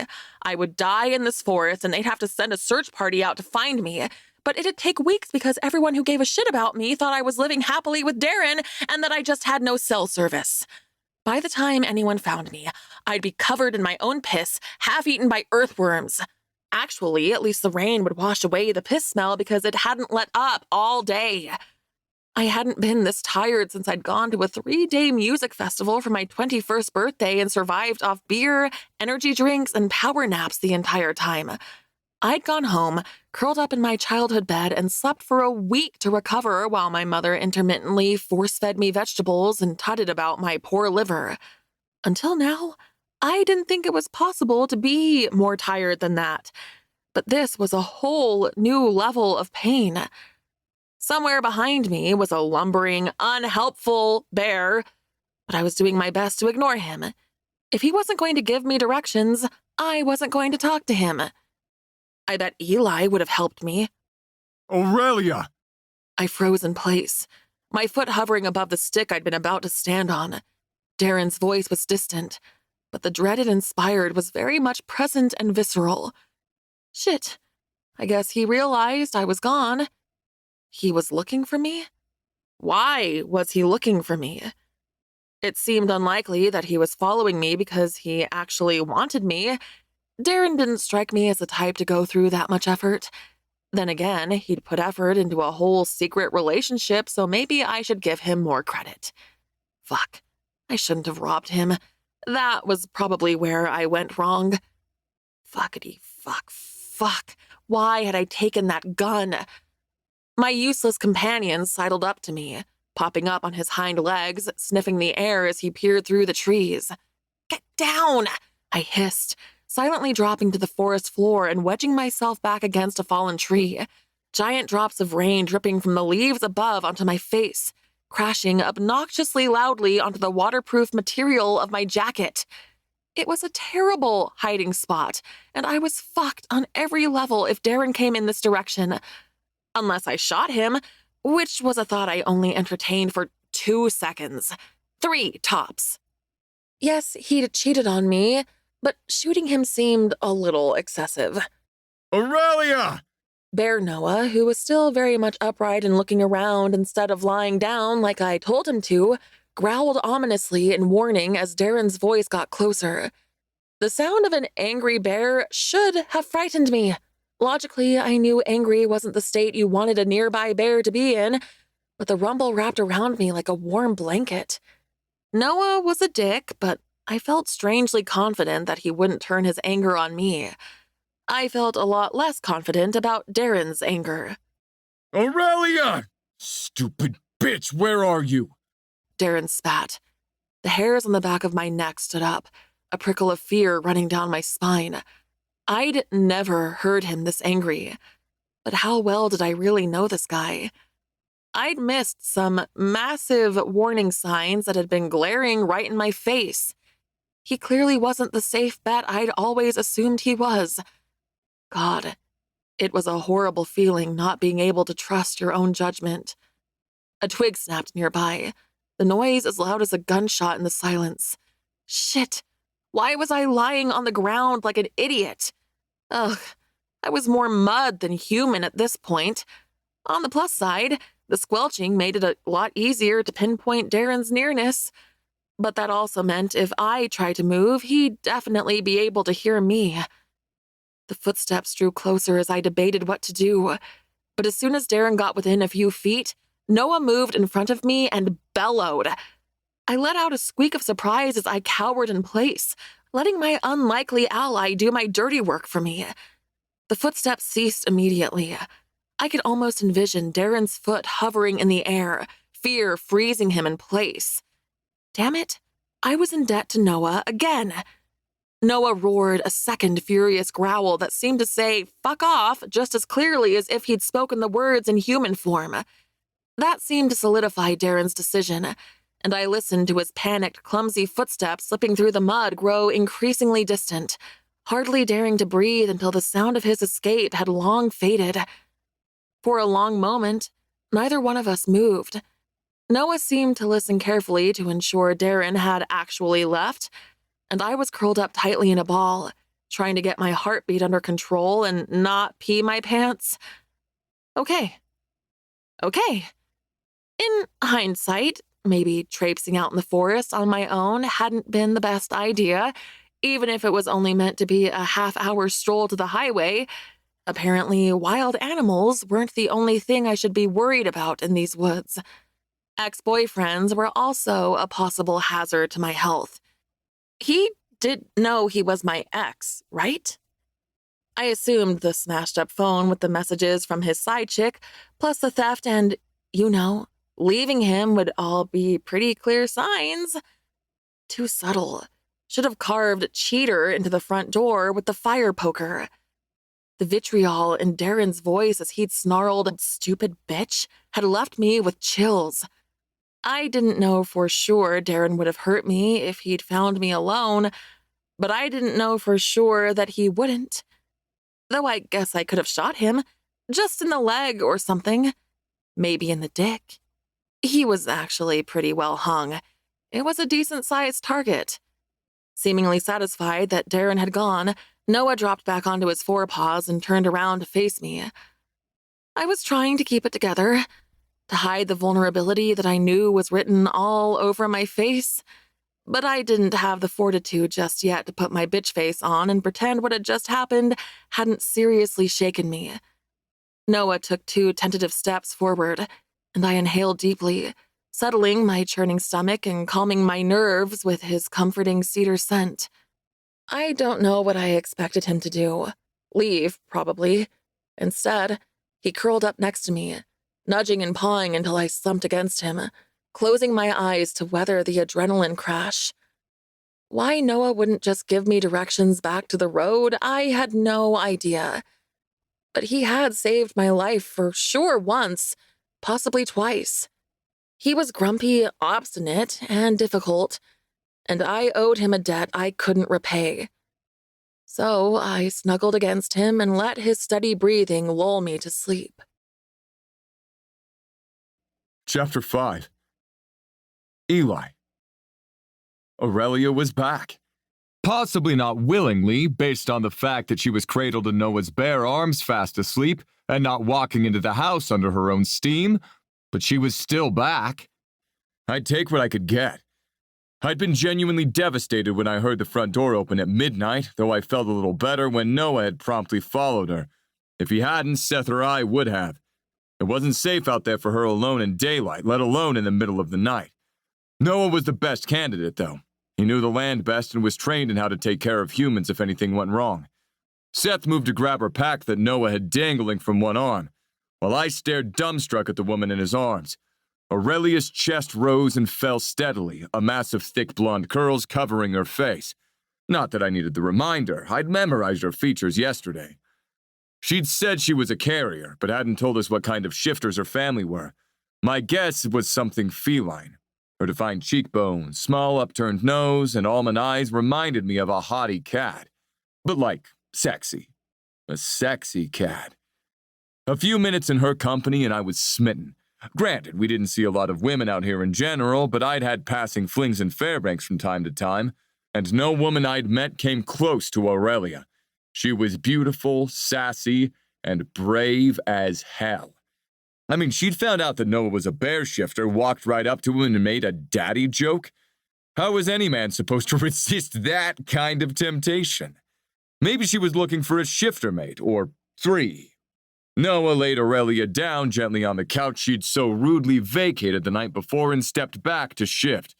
Even though she'd bolted, my attraction to her had only grown stronger. Obviously, wandering out into unknown woods in the middle of the night was moronic, but it was ballsy as hell, so I could appreciate her moxie. Seth was at Aurelia's side in an instant, pulling a heavy blanket over her slight form, then moving to relight the fire. The cold would affect her a lot more than it affected us. Shit, what if she was already too cold? She'd been out there all night. She's fine, Seth murmured, reading my mind like he often did. Cuddling up to an enormous furry bear tends to keep you warm, he added, raising an amused eyebrow at a surly-looking Noah who was walking back from his room pulling up a fresh pair of sweats. Surlier than usual looking Noah. Wake her up, he commanded, sitting in the armchair adjacent to the sofa, gaze pinned on her peaceful face. What? Why? Noah pinned me with his scary, I am the boss, do what I say face, and I relented with a sigh, sitting on the floor by Aurelia's head and resting my face on my forearms. I was close enough to count every single one of her thick, dark eyelashes. I should do that. She had great eyelashes. Today would be nice, Noah snarked, tapping his foot impatiently on the wooden floor. She's so pretty when she sleeps, I breathed, admiring the light freckles on the bridge of her nose. That is fucking creepy. Aurelia said flatly, opening her eyes and glowering at me. She didn't flinch, though, didn't back away or let out so much as a hint of a squeal. Because she's going to be my mate someday, obviously. Women like Aurelia didn't come along every day. I had to lock that down, mate her, wife her. After I convinced her to fall in love with me and my brothers. Was it too much to hope that you'd given me a lift into town? Aurelia sighed, looking past me at my grumpy older brother. Okay, maybe getting those two to fall in love would be a stretch. The only thing Noah loved was this house, freshly caught salmon, and maybe me and Seth, on a good day. I didn't miss the way Aurelia's eyes snagged on his bare chest before she forced her glare up to his face, though. And he hadn't left her out there to die, so maybe there was hope after all. Noah snorted. What do you think this is? I'm not a taxi. Ooh, you could be. I cut in, straightening up. We could call it a cub service, like cab service, get it? Seth groaned loudly, but Aurelia's lips twitched a little, and I didn't care if my brothers thought I was lame. As I was saying, Noah muttered, not a taxi service, and I want to know why the coyote was looking for you. Darren isn't a coyote. Aurelia responded with absolute certainty, shaking her head. Darren Vaughn. He's definitely a coyote, sorry, babe. I hated when he called me that. Don't you start. Aurelia muttered, and I recoiled internally at being anything like Darren fucking Vaughn. Darren's old pack contacted us when he moved into the area. They contacted all the local shifters, actually. Seth explained as Aurelia pushed the blankets down and sat up on the couch. God, she looked like she belonged here. Couldn't anyone else see it? I glanced back over my shoulder at Seth. He totally saw it. Why? The question hung awkwardly in the air, and I knew without a doubt that Noah would be the one to answer it, because he was an asshole and weirdly bitter over the whole breaking and entering thing. Because of women like you. I would tread carefully if I were you, Daddy Bear. Aurelia said in a low voice, looking past me to narrow her eyes dangerously at Noah. I moved from the floor to the end of the couch with a sigh, pulling Aurelia's feet into my lap to unlace her hiking boots. She gave me a startled look before resuming glowering at Noah, but she didn't pull her feet away. I could never be in the doghouse with Noah around to piss Aurelia off. He made Seth and I look great. Derek Vaughn lost a challenge within his pack for a female coyote, and apparently didn't take the loss well. Seth interjected in the diplomatic voice he usually reserved for Noah and I. Not well was an understatement. He'd totally lost it, tried to execute the victor in his sleep, and snatched the woman for himself. Seth continued uncomfortably. He was exiled. His pack followed him to make sure he left their territory, and when he came here, they wanted local shifters to be aware of him, in case there were unmated females or carriers around that he may find valuable. Noah finished coolly, looking away with his jaw clenched tight. For all his shit-talking, no one was more protective than Noah. There would have been no question in his mind about bringing Aurelia back here once he realized Darren was looking for her. She was quiet for a moment, a hint of vulnerability in her expression that she was working hard to hide. Shit, I couldn't imagine how it would feel to have someone lie about something that huge. There was no fucking way Darren didn't realize she was a carrier. Humans didn't smell like that. It's not that I don't believe you, but it doesn't really make sense. Aurelia replied eventually, scrunching her face up and glancing up to the ceiling for a beat. What was his plan? To pretend to be human forever? You're a carrier, not a shifter. Noah stated succinctly. He wouldn't have to mate you to impregnate you. Aurelia threw him a filthy look, but it didn't have any real heat, and she didn't argue. The wheels in her head obviously turning. Carriers weren't coveted as mates as much as shifters were. They were pretty much human and could have children with either humans or shifters. I'd never objected to the idea of having a carrier mate. There were more than enough animals to go around in this house, but I knew some shifters saw them as second best, and Darren probably thought of them as an easy option. Carriers didn't need mating bites to conceive. Well, This is all far more fucked up than I realized. Aurelia sighed, tipping her head back against the couch. I tossed her hiking boots onto the floor and pulled off her thick woolen socks that had done little to protect her dainty feet. They were riddled with blisters in various states of healing. I'd never felt the urge to look after someone before, but I wanted to run Aurelia a bath and feed her from my hand and treat her like a princess. I felt like she'd be into it. "What's your relationship with a coyote?" Noah demanded. "If we're harboring you here, we deserve to know that much at least." Aurelia's head snapped up and she glared at Noah like she could murder him with her eyeballs. She'd seen him in bear form now. She had every reason to be afraid of him. Yet she didn't look like she gave a single fuck about the fact that he was 1,500 pounds and could rip her apart with his claws or teeth in 3 seconds flat. Harboring me? What is your deal, Noah? You brought me back here. I walked around all day trying to find the fucking road with your big lumbering bear ass following me, offering zero help. Don't act like you didn't know the right direction to go in. Aurelia snapped, and I turned to look at my brother with a slow grin. "Noah is a park ranger. He knows every inch of this land," I replied confidently, selling him out straight away. "Now, why wouldn't he show you the way back to the road?" "I don't help criminals," Noah growled. "Maybe I was waiting to see how long it took for nature to run its course and kill her out in the wilderness." That's usually what people do when they cuddle someone to stop them from dying of hypothermia. Aurelia replied sarcastically. Bet your eyes are brown because you're so full of shit, Noah. I howled with laughter, and I'm pretty sure Seth snorted in amusement, which almost never happened. Seth wasn't quite as growly and furious as Noah, but he was usually pretty stoic. "Did you eat?" Seth asked, glancing between Noah and Aurelia. "She didn't," Noah rumbled, still glowering at Aurelia. I can speak for myself. She snapped. "Then answer my question. What's your relationship with the coyote?" Pushy goddamn bear asshole. Aurelia muttered. I was dating Darren for the past 6 months. I just moved into his place up here and realized he was still seeing someone in town roughly half an hour later. So I left. End of story. "He was cheating on you?" I asked in disbelief. "Why would anyone cheat on you? You're perfect." You're very intense. Aurelia remarked, turning her critical gaze on me as Seth coughed loudly, giving me a pointed look that clearly said, "Cool it." Got it. Coming on too strong. "Does that bother you?" I dug my thumbs into the arch of her foot and she groaned in relief. As discreetly as I could, I moved her foot further away from my dick. If she was going to make sex noises, he was going to respond to her call. Not when you're doing that magic thing to my sore feet, it doesn't.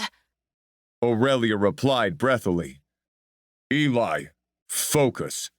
Noah growled before turning his focus back to Aurelia.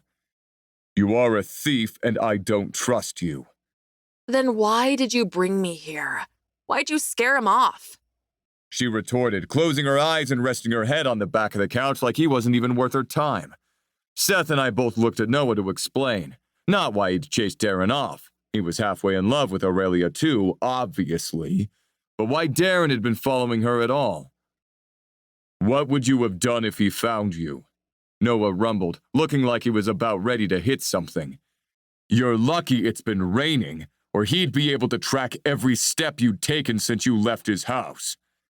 I'm well aware we wouldn't have been having celebratory snuggles right now if he'd caught up to me. Aurelia snapped. My grip on her foot tightened slightly at just the thought of them snuggling. "Nope, I didn't like that at all.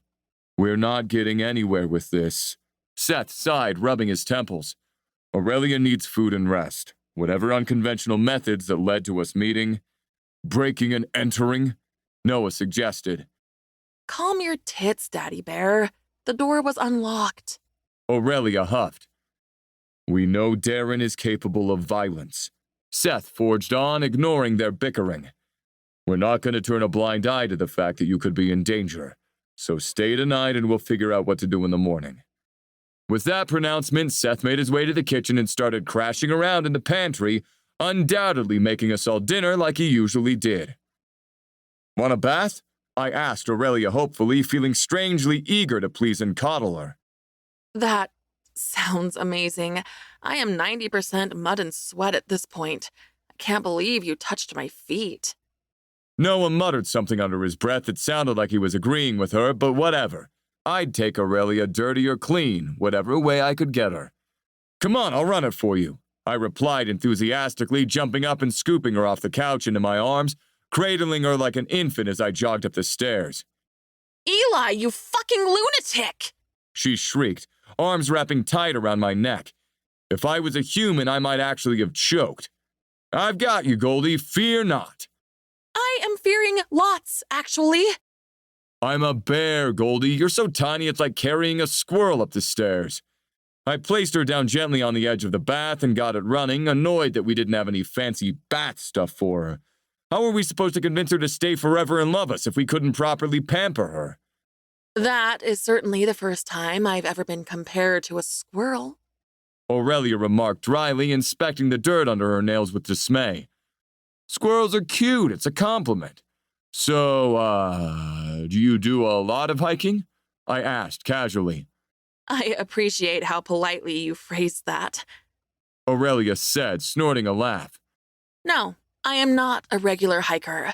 I have no idea what I'm doing and obviously underestimated how intense it was, and how hard directions were without street signs. Not a country girl, I guessed, leaning against the sink as the tub filled, the small bathroom growing steamy. I grew up in New York. Aurelia admitted, and my heart sank a little. Living out here in the wilderness was as far from New York life as possible. But I never felt like I belonged there. I always wanted to live somewhere quieter, surrounded by nature. There was hope. We weren't out of the game yet. I wasn't as prepared for rural living as I thought, I guess. I can teach you. I'm an expert at this whole living in the wild thing, I replied confidently. Problem solved. I grew up out here, though we go into town semi-regularly. Instead of replying with instant enthusiasm like I hoped she would, Aurelia gave me a long, assessing look that felt like it stripped me bare. I had no idea what she would find. No one had ever bothered to look at me that closely. Are you lonely, Eli?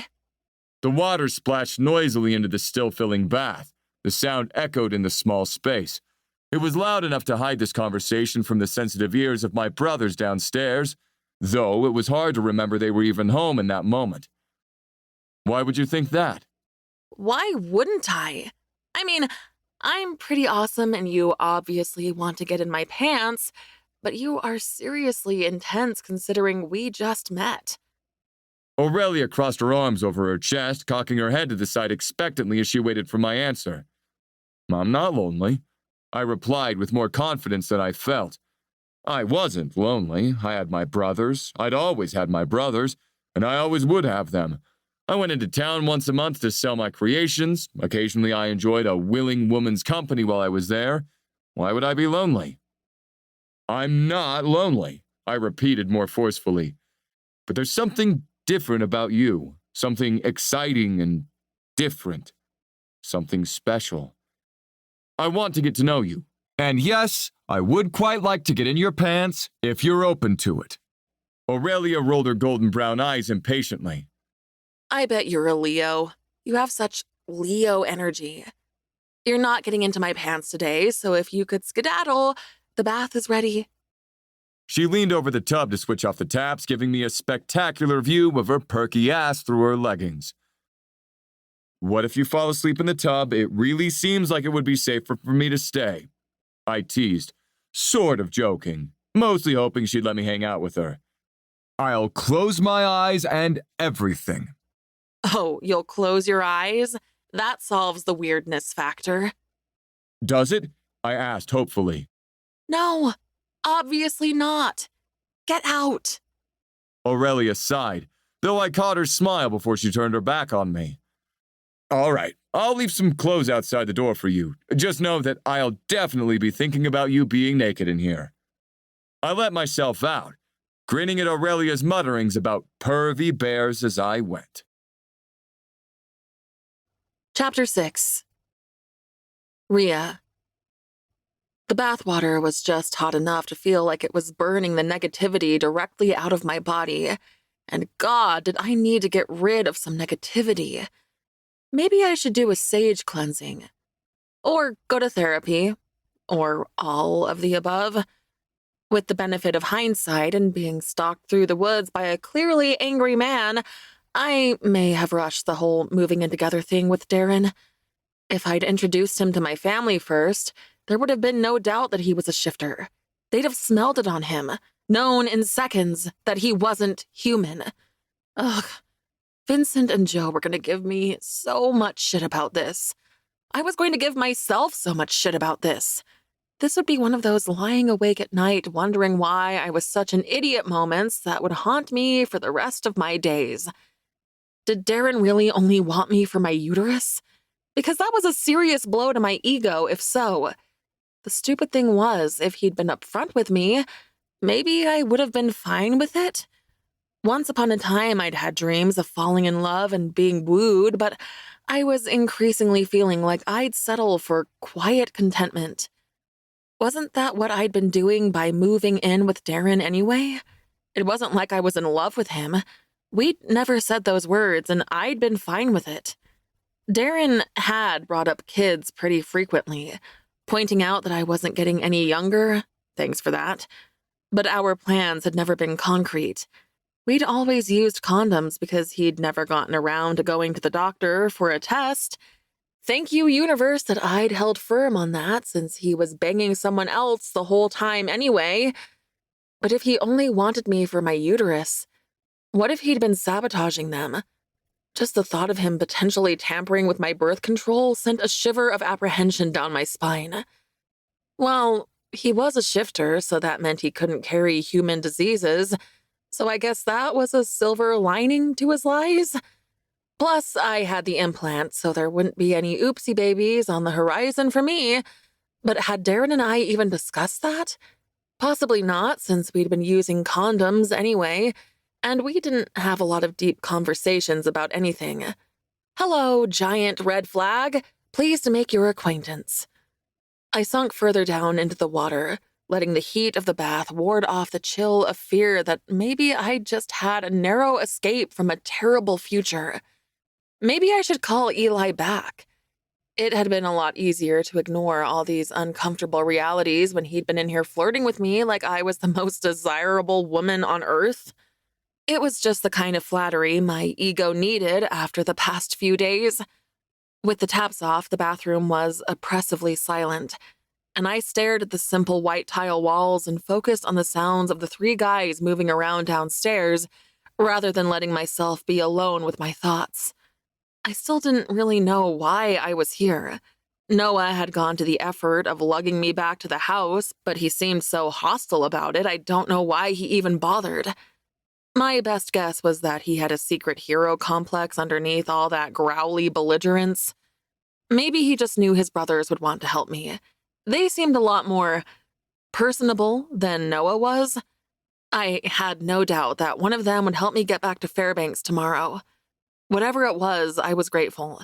Hiking required a lot more preparation than I'd previously assumed, and dying in the woods hadn't been one of my life goals for the year.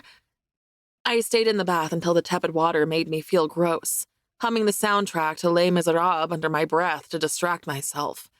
I had problems, but I wasn't a prostitute in 1815 France, struggling to keep my child alive. Things could be worse. Eventually, the sounds of movement downstairs slowed and the smell of something delicious wafted upstairs.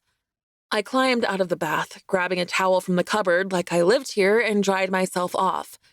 I cracked the door the barest amount, wrapped in the towel to preserve my modesty, and snagged the clothes Eli had left for me outside the door. A giant sweatshirt and loose shorts that would probably come halfway down my shins. Oh well, it wasn't like I was trying to impress them. Not much, anyway. Though I was firmly of the opinion that the best way to get over Darren would be to get under someone else. Ideally, someone who made me scream until my voice was hoarse and my legs were jelly, aka Eli or Seth. Not Noah. He was still a dick, even if he'd saved my life somewhere between 1 and 2 times. I quickly dressed and pulled my thick hair into a side braid before letting myself downstairs. The three of them were sitting around the dining table, speaking in hushed tones that ceased the moment I appeared. Okay, so they were talking about me. Not altogether surprising, I supposed. I hope you like steak, Goldie. Eli said cheerfully, leaning over the corner of the table to pull out the empty chair for me. And green beans and mashed potatoes. Seth is an awesome cook. It certainly smells like it, I replied, giving Seth an appreciative nod and sliding into the chair. My stomach rumbled obnoxiously loudly, and I didn't even have it in me to be embarrassed because, oh my God, food. We each passed dishes around the table, filling our plates in silence, and as hungry as I was, I attempted to be polite and not take too much, especially because each of them looked like they could eat an entire cow for breakfast and still have room for seconds. With an irritated grunt, Noah spooned an extra helping of potatoes onto my plate without making eye contact. He was an odd duck, that one. Fucking handsome, though, which was probably yet another sign that my picker was broken. Maybe it was time to accept defeat and let my mom pick me a nice shifter mate from one of her friend's many offspring, like she'd been offering to do for years. I shivered slightly at the thought. I'd grown up with all of those guys, and they were fine. Totally fine. Respectful, successful, treated their mom as well. Nothing to complain about. Maybe that was good enough. You don't need to be scared, Goldilocks. Eli crooned, misinterpreting my shudder. Ain't no coyote getting past the three of us. She's not staying here. Noah grumbled. Of course she is. Eli began. No, she's not. I cut in. I need to get on the phone to my brothers and go back home. Eli pouted like I'd just taken his favorite toy away, though I don't know what he'd been expecting. It was one thing to break into their empty house and have a snack and a nap, but I wasn't going to just stay here with them. That would be weird and inappropriate. It was only acceptable to stay here when they weren't here. Are your brothers shifters? Noah asked, awfully curious for someone who hated my presence as much as he proclaimed he did. Foxes. Eli answered confidently, grinning broadly at the confused look on my face. Your tattoo. Right. He'd have seen the tiny line tattoo of a fox staring up at the moon that I'd got in honor of my family when he was rubbing my sore feet like a psychopath. Fox. That tracks. Noah scoffed. Why didn't they point out that your boyfriend is a shifter? First of all, I began, holding up a finger and mentally preparing to chew him out. Darren is my ex-boyfriend. Just confirming you're 100% single now then? Eli interjected hopefully. Secondly, they never met him. So you moved in with a guy your family never met to the middle of nowhere, no less. Noah asked in a doubtful voice that made me want to punch him in his big, stupid, bare face. I'm perfectly aware of all the bad choices I made that led me to this moment. I don't need to rehash them with you, I snapped, rubbing my temples to soothe the headache that was rapidly forming behind my eyes. I was tired, hungry, and thoroughly irritated. You could have been killed. Noah? Seth interjected, giving his raging brother a sharp look. Not helpful. Goldie. Eli pleaded, leaning across the table towards me. I'm going into town tomorrow for work. I can escort you the whole way there. Stay here tonight. You look exhausted. I felt exhausted. The food seemed to make me even more tired. With every bite, I just wanted to lay down and take a nap more and more. You can take my room, Seth offered. I'll share with Eli. No one will bother you, I promise. My throat was a teensy bit tight at Seth's words. I had broken into their house, after all. It's not like they had to help me. Thank you, I replied eventually, giving Seth a tight smile since he seemed like the safest one to direct my attention at. Noah made a quiet rumbling noise in his chest that I couldn't decipher, but didn't complain. In case you're wondering, Seth's room is the one with all the books. You ate crackers on his bed. Eli announced into the quiet, shooting me a shit-eating grin. The trek to the private road where the guys kept their truck for trips into town was 2 fucking hours. So Darren could go straight to hell with his 30-minute nonsense. Though I had gotten lost according to Noah, but whatever. It was still Darren's fault. Eli walked at my side the entire way, helping me when the terrain got tricky. I imagined he usually made the trek on 4 paws, so I appreciated him walking alongside me. Fortunately, I'd slept like a baby in Seth's bed, which was admittedly not as comfortable as Noah's, but a vast improvement over sleeping on the damp forest floor. After a shower and more food, I felt human again, ready to take on the world. Come at me, universe. I was making life my bitch today. As soon as I got hold of my brothers and whined at them to come and collect me and move my shit back to our parents' house, after that, I was making life my bitch for sure. Here, let me help you into the truck. Eli offered gallantly, boosting me up before I had a chance to tell him that was entirely unnecessary. Thanks, I muttered, blushing a little more than I liked. I pulled my phone out of my pocket, relieved to find I had both battery and reception when I turned it on. Less relieved to see the number of missed calls and messages from Darren, growing increasingly hostile in tone. Darren. Aurelia, where are you? Darren. Aurelia, answer your phone. This is a misunderstanding. Darren. Where the fuck are you? I want my stuff back. Darren. If you died walking around the woods on your own, it's your own fucking fault. Bitch. He was taking it well then. Are you okay? Eli asked, glancing over at me. You are breathing pretty heavily. Fine, I replied in a strained voice, forcing myself to breathe normally. I already knew Darren was an asshole. This was just a little extra confirmation. My thumbs hovered over the screen as I debated whether I should reply. I had no desire to engage with him, but I also wanted to be crystal clear about where we stood. Me. Liar, liar, I should have set your house on fire. We are over. Do not contact me again. I quickly blocked his number before he could respond and opened up my social accounts to block and delete him on all of those too. Hopefully, it wouldn't alert everyone to my change in relationship status, because I was not ready for pity messages from well-meaning relatives just yet. Do you mind if I call my brother? I asked, holding my phone up. Go ahead. I'd say I won't eavesdrop, but shifter hearing. Eli replied with an unapologetic shrug. I called both my brothers in succession, but there was no reply. Useless, the both of them. I briefly contemplated calling my parents, but I hated to worry them. They'd had me a lot later in life, a surprise third baby 10 years after my brother Joe was born. I knew they loved me, but I tried to give them as little grief as I could. Some guilt hangover from delaying their empty nest years by a decade, I suppose. Me. Call me? It's important? Could we stop off to see my client? Eli asked hopefully as I tapped my fingernails impatiently against my phone case. I swear I'll be quick. Sure, I agreed easily. He'd walked through the forest, then driven me into town. It really seemed like the least I could do. I watched out the window as Eli navigated the streets with ease, seemingly confident making his way around town despite living out in the middle of nowhere. The streets of Fairbanks were familiar to me after living here for a year, and I liked the city well enough, but it had never felt particularly homey. The cold was a vast improvement over the few years I'd spent living in Florida, though. I thought I'd enjoy wearing bikinis and light cover-ups all day, but when you were sweating your ass off and had already removed the maximum amount of socially acceptable layers, the appeal wore off some.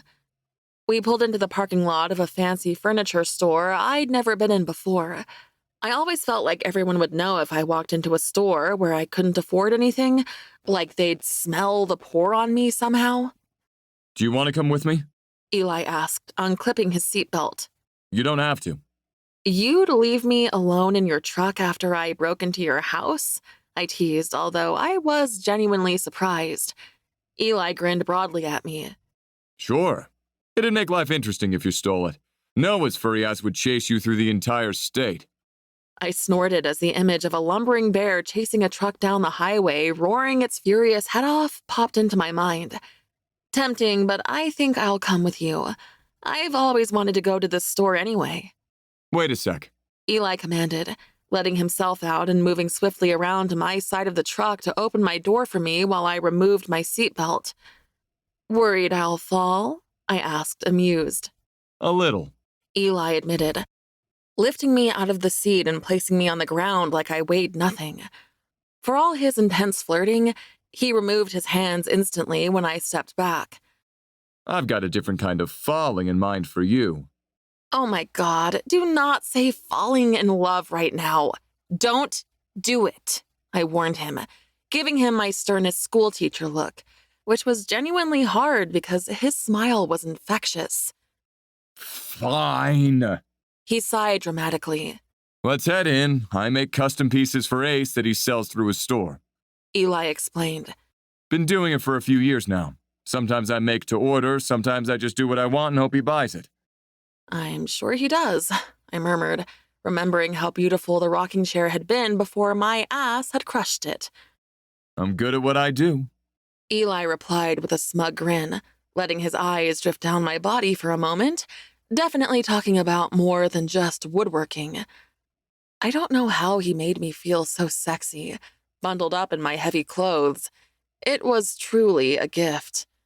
An elderly balding man greeted Eli enthusiastically when we entered the store, and I gave them some privacy, examining a gorgeous round wooden coffee table and trying to decide if Eli had crafted it or not.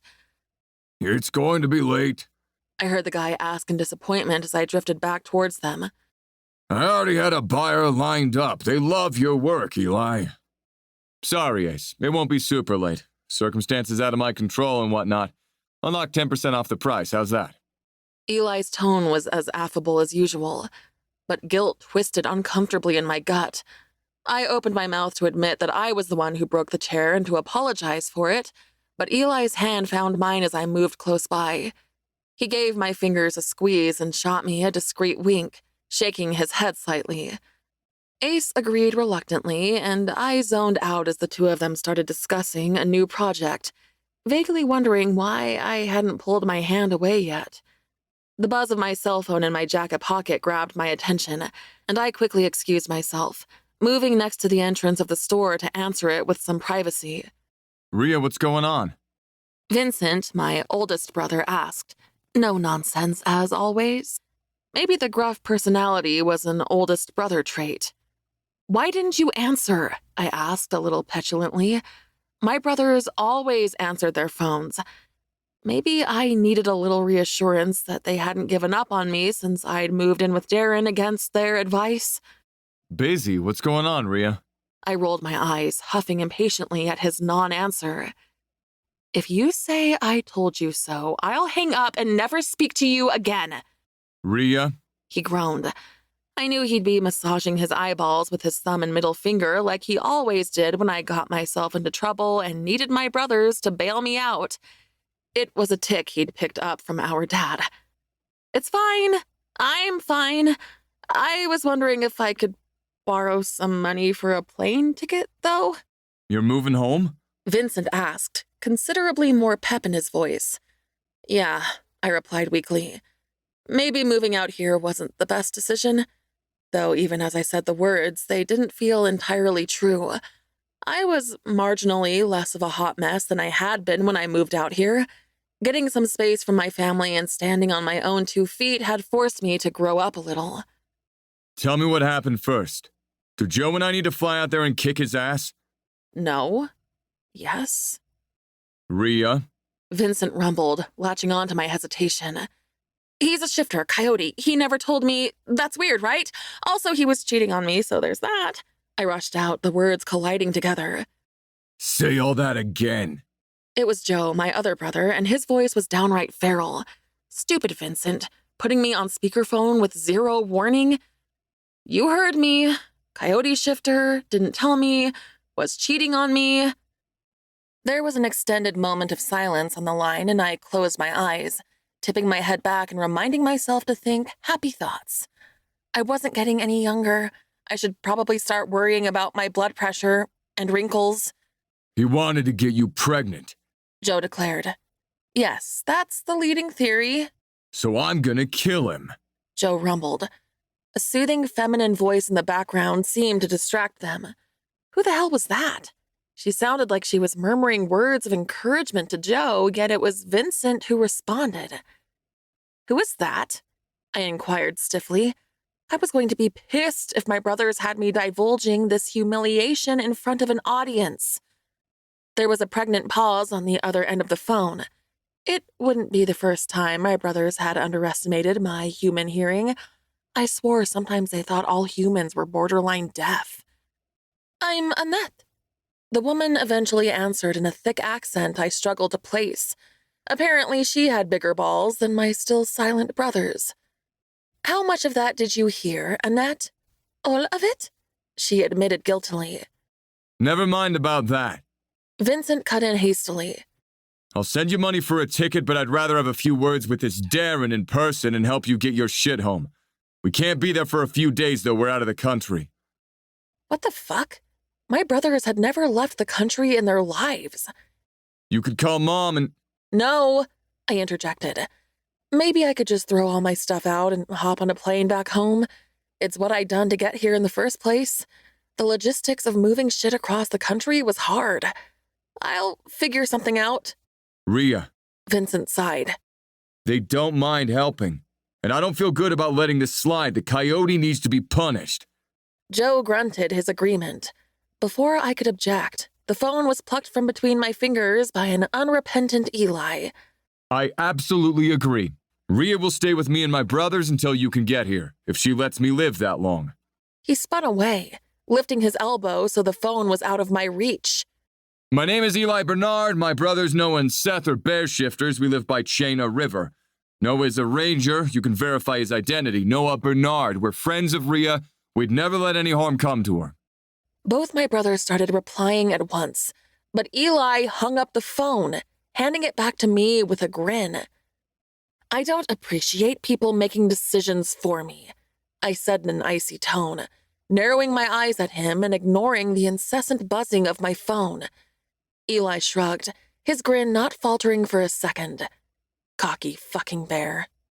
I can't force you to stay with us, but if you don't, I'll just end up stalking you for a week to make sure you're safe. And then the rocking chair will be super late. Poor Ace. He sighed. Why would I care about that? I'm the one who broke it, I replied flippantly. And you feel bad about it, I can tell. You're not nearly as mean as you pretend you are, Goldie. Eli challenged, eyes full of affection he had no right to be feeling.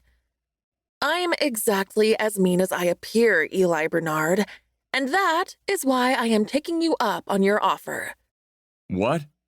How's staying at our house mean? Because Noah is going to shit a brick. You'll see. Chapter 7. Rhea. Eli was still laughing as he led me out of the furniture store, a glimmer of anticipation in his eye. It's good for Noah to be pushed out of his comfort zone. He's very set in his ways.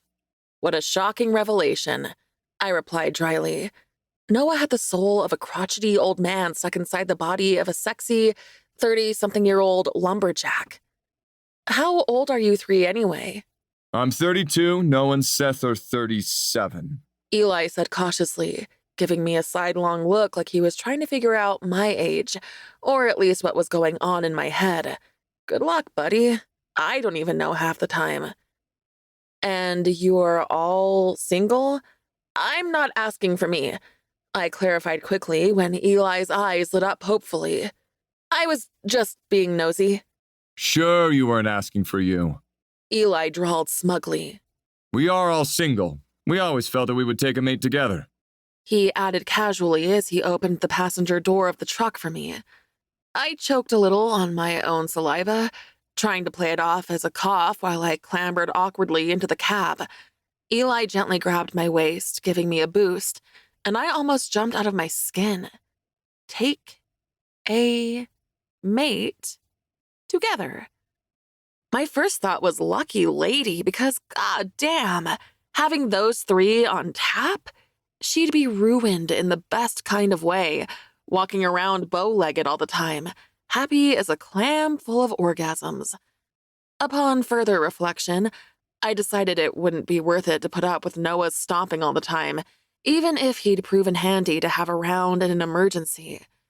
Good luck, hypothetical woman. You can have him. I cleared my throat awkwardly as Eli got into the driver's seat, hoping I could smoothly steer the conversation into safer waters. Could we stop by my old place? My roommate Lou is storing my stuff there, and I need some clothes if I'm going to be staying with you. Sure thing, just tell me where to go. Eli shot me a mischievous grin as he started up the truck, and I knew he wouldn't let me off the hook that easily. So, no follow-up questions on the mate thing? Not curious about why we want to share a mate, or how it's done, or the logistics? It's truly impressive that you made logistics sound like a four-letter word, and no, I am not curious.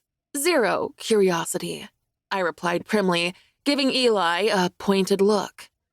So much curiosity.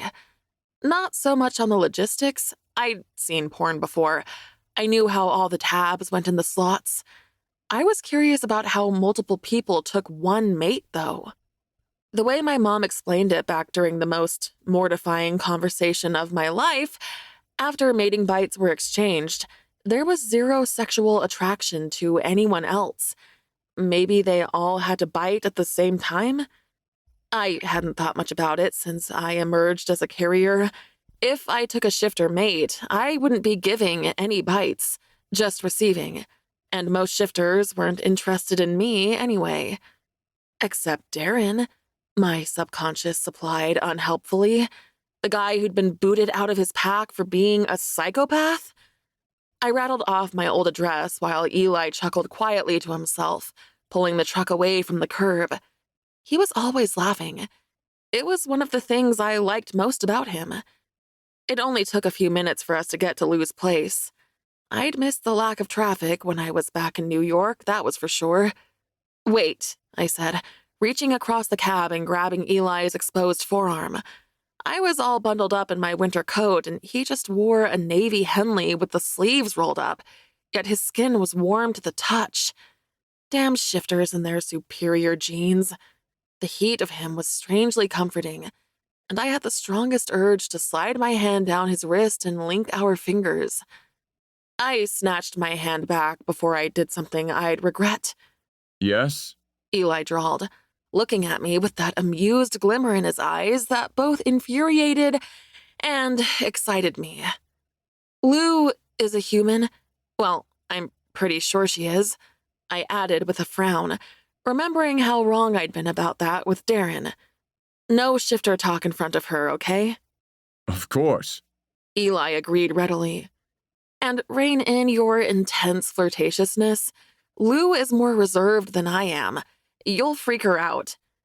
And I'll probably be weirdly jealous if you turn on the charm with someone else right in front of me. Eli frowned at me. I'm not gonna flirt with her, Goldie. We'll see, I muttered, pushing open the door and jumping out of the truck before Eli could come around and help me. Lou was 5'0" and all bombshell, with thick red hair, green eyes, and flawless skin. Let me help you down next time. Eli groused, slamming his door a little harder than necessary and rounding the truck to join me. You could have hurt yourself. I shot him an amused glance as he scanned his eyes over me like he was searching for injuries. Just how fragile do you think I am? Keep your voice down when we get in there. Lou works from home, some kind of computer thing. Lou owned the 3-bedroom place. She'd converted the downstairs into a workspace that I'd never ventured into, and the main level housed all the bedrooms and living areas. It was a slightly dilapidated place that she had grand plans to do up, but it was comfortable enough. The outside of the house was the same pastel pink as a dollhouse I'd had as a kid, and I hoped she would never paint over it. Lou hadn't asked for my key back yet, since she knew I'd be collecting my stuff for the next few weeks. She hadn't been particularly worried about finding a replacement roommate either. I wasn't sure what kind of job she had, but it obviously paid better than my server gig had. Silver lining to my current shit show life, no more customer service job. I could cut down my peopling by at least 80%. I let myself in and Eli followed, glued to my back like I might need his protection in my old house. It was kind of sweet, I guess. Lulu! I called softly from the top of the stairs that led down to her basement office. Not wanting to holler in case she was on a work call, I knew she had those sometimes. Goldie. Eli said, clearing his throat awkwardly after a long pause. Can't you hear that? Hear what? I asked, straining my useless human ears. The basement was soundproofed because Lou said she liked to listen to music down there. I hadn't ever been in her office, though. It seemed like an invasion of her privacy. The moaning? What?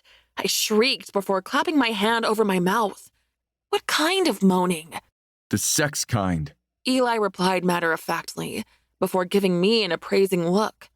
Have you not been getting the kind of sex you deserve, Goldie? I could make you moan. Focus, Eli, I snapped.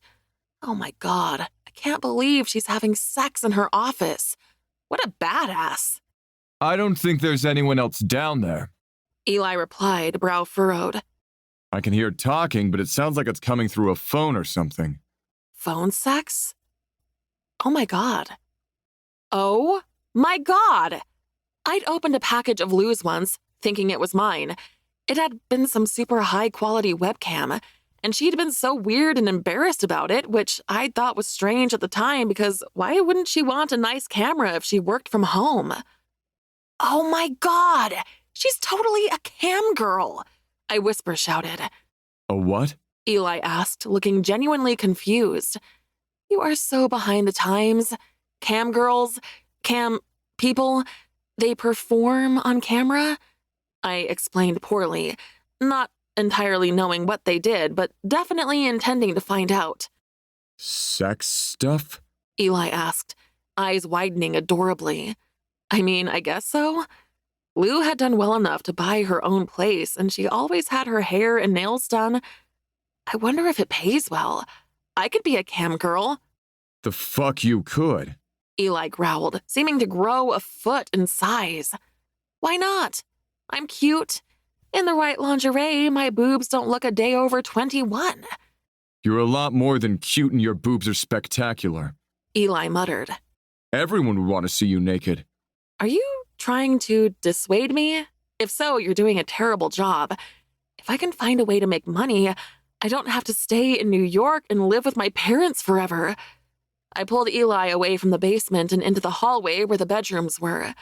Mine was exactly the way I left it, and I groaned at the stacks of half-filled boxes and clothes strewn everywhere. Lou was far nicer to me than I deserved. I was an objectively terrible roommate. Excuse the mess, I sighed, making my way to the pile of clothes on the bed. It smells like you. Eli replied happily, as though my scent had broken him out of his temper tantrum. And why would you move back to New York if you don't want to? Because I'm broke and I hate my old job here and have too much pride to ask for it back anyway, I explained, grabbing some warm basics to last me the next few days and shoving them into a backpack to take with me. And moving out here on my own has been a failed experiment in adulthood. I should probably just cut my losses now. Darren was the failed experiment. Eli corrected, shoving a pile of clothes out of the way and sitting down on my bed, making himself far too comfortable in my space. Do you like Fairbanks? The city is fine. The surroundings are beautiful, peaceful. I like living here, but that isn't everything. I sighed. It's a lot, though. Eli replied easily, standing up and moving over to my dresser where the framed pictures of my family were. Are these your big brothers? Yeah, Vincent and Joseph, and my parents in the silver frame. I added absently, digging through a half-filled box looking for socks. Where was this taken? Eli asked, holding up the silver frame. Nassau, Bahamas. When I dropped out of college the second time, I got a job on a cruise ship. My parents came on a cruise once. God, I'd so wanted them to be proud of me for getting a proper grown-up job serving drinks on a ship, and hopefully to forget about the business degree I'd given up on. As much fun as being a college student in Florida had been, my brain wasn't wired for academic learning. Sitting in class had felt like a daily exercise in torture. Sounds fun. Eli offered, seemingly unbothered about my college dropout status. I didn't even realize I'd been bracing myself for a negative reaction, like Darren's had been, until one never came. I suppose when you were a wild mountain man bear, formal education didn't seem like the most important thing on Earth. "Is that you, Rhea?" Lou tentatively called up the stairs. "It's me! I'm here with a friend. Packing," I yelled back. Does everyone call you Rhea? Eli asked. "My friends do." You said I was your friend. He countered smugly. "You are insufferable." "Fine. Call me Rhea," I groused. "Am I interrupting anything?"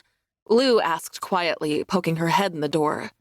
She was wearing a cute matching set of sweats, her red hair mussed and cheeks flushed. Homegirl had totally just been having paid orgasms on camera, and I was all about it. No, just grabbing a few things and attempting to box up the rest," I replied stiffly as Lou noticed Eli, eyebrows shooting up in surprise. "This is Eli. Eli, meet Lou," I added, bracing myself for Eli to turn on the charm and flash Lou that megawatt smile. Nice to meet you, Lou. Eli replied politely. I let out a small breath I didn't know I'd been holding. I don't know why I was feeling so possessive over him. We just met, and at most, I would sleep with him a couple of times to fuck Darren out of my system before scampering back to New York. Maybe it was because my deflated ego could only take so much right now. I wanted to be the sole object of Eli's attention, for a few days at least. "Hello," Lou replied, looking between Eli and I. "Are you a friend of Darren's?" Eli's chest rumbled in a noise that was way more bear than human, and I threw him a warning look before returning my attention to Lou. No. Things with Darren didn't work out." I tapped my foot a couple of times on the floor, gently reminding it that if it wanted to open up and swallow me whole, now would be an excellent time. "Oh, Rhea," Lou sighed, with way more pity than I was comfortable with. She strode into the room and threw her arms around my waist, squeezing me tight. I hugged her back, blinking furiously to keep the sudden rush of tears at bay. Lou took a step back, grabbing both my hands and squeezing them tightly. "He wasn't your Darcy?" "He was the Wickhamest Wickham to ever Wickham," I replied gravely. "Do you want to egg his house? I'll totally come with you. A little destruction of property is good for the soul." Eli snorted, and I decided not to mention that I'd stolen Darren's weed gun and smashed his phone with a fire poker. Then semi-broke into someone else's house, even though the door was unlocked, and broke some furniture, stole their food, took a bath, and had a nap. Pretty much the one area I was excelling at right now was destruction of property. "Tempting, but I'm good," I said with a weak laugh. I'm going to head back to New York.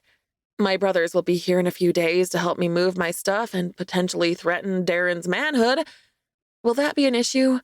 I can move my stuff into the basement if you want to rent out this room." Totally fishing for information. "Not the basement," Lou replied a little too quickly. "It's fine, I'm not using this room.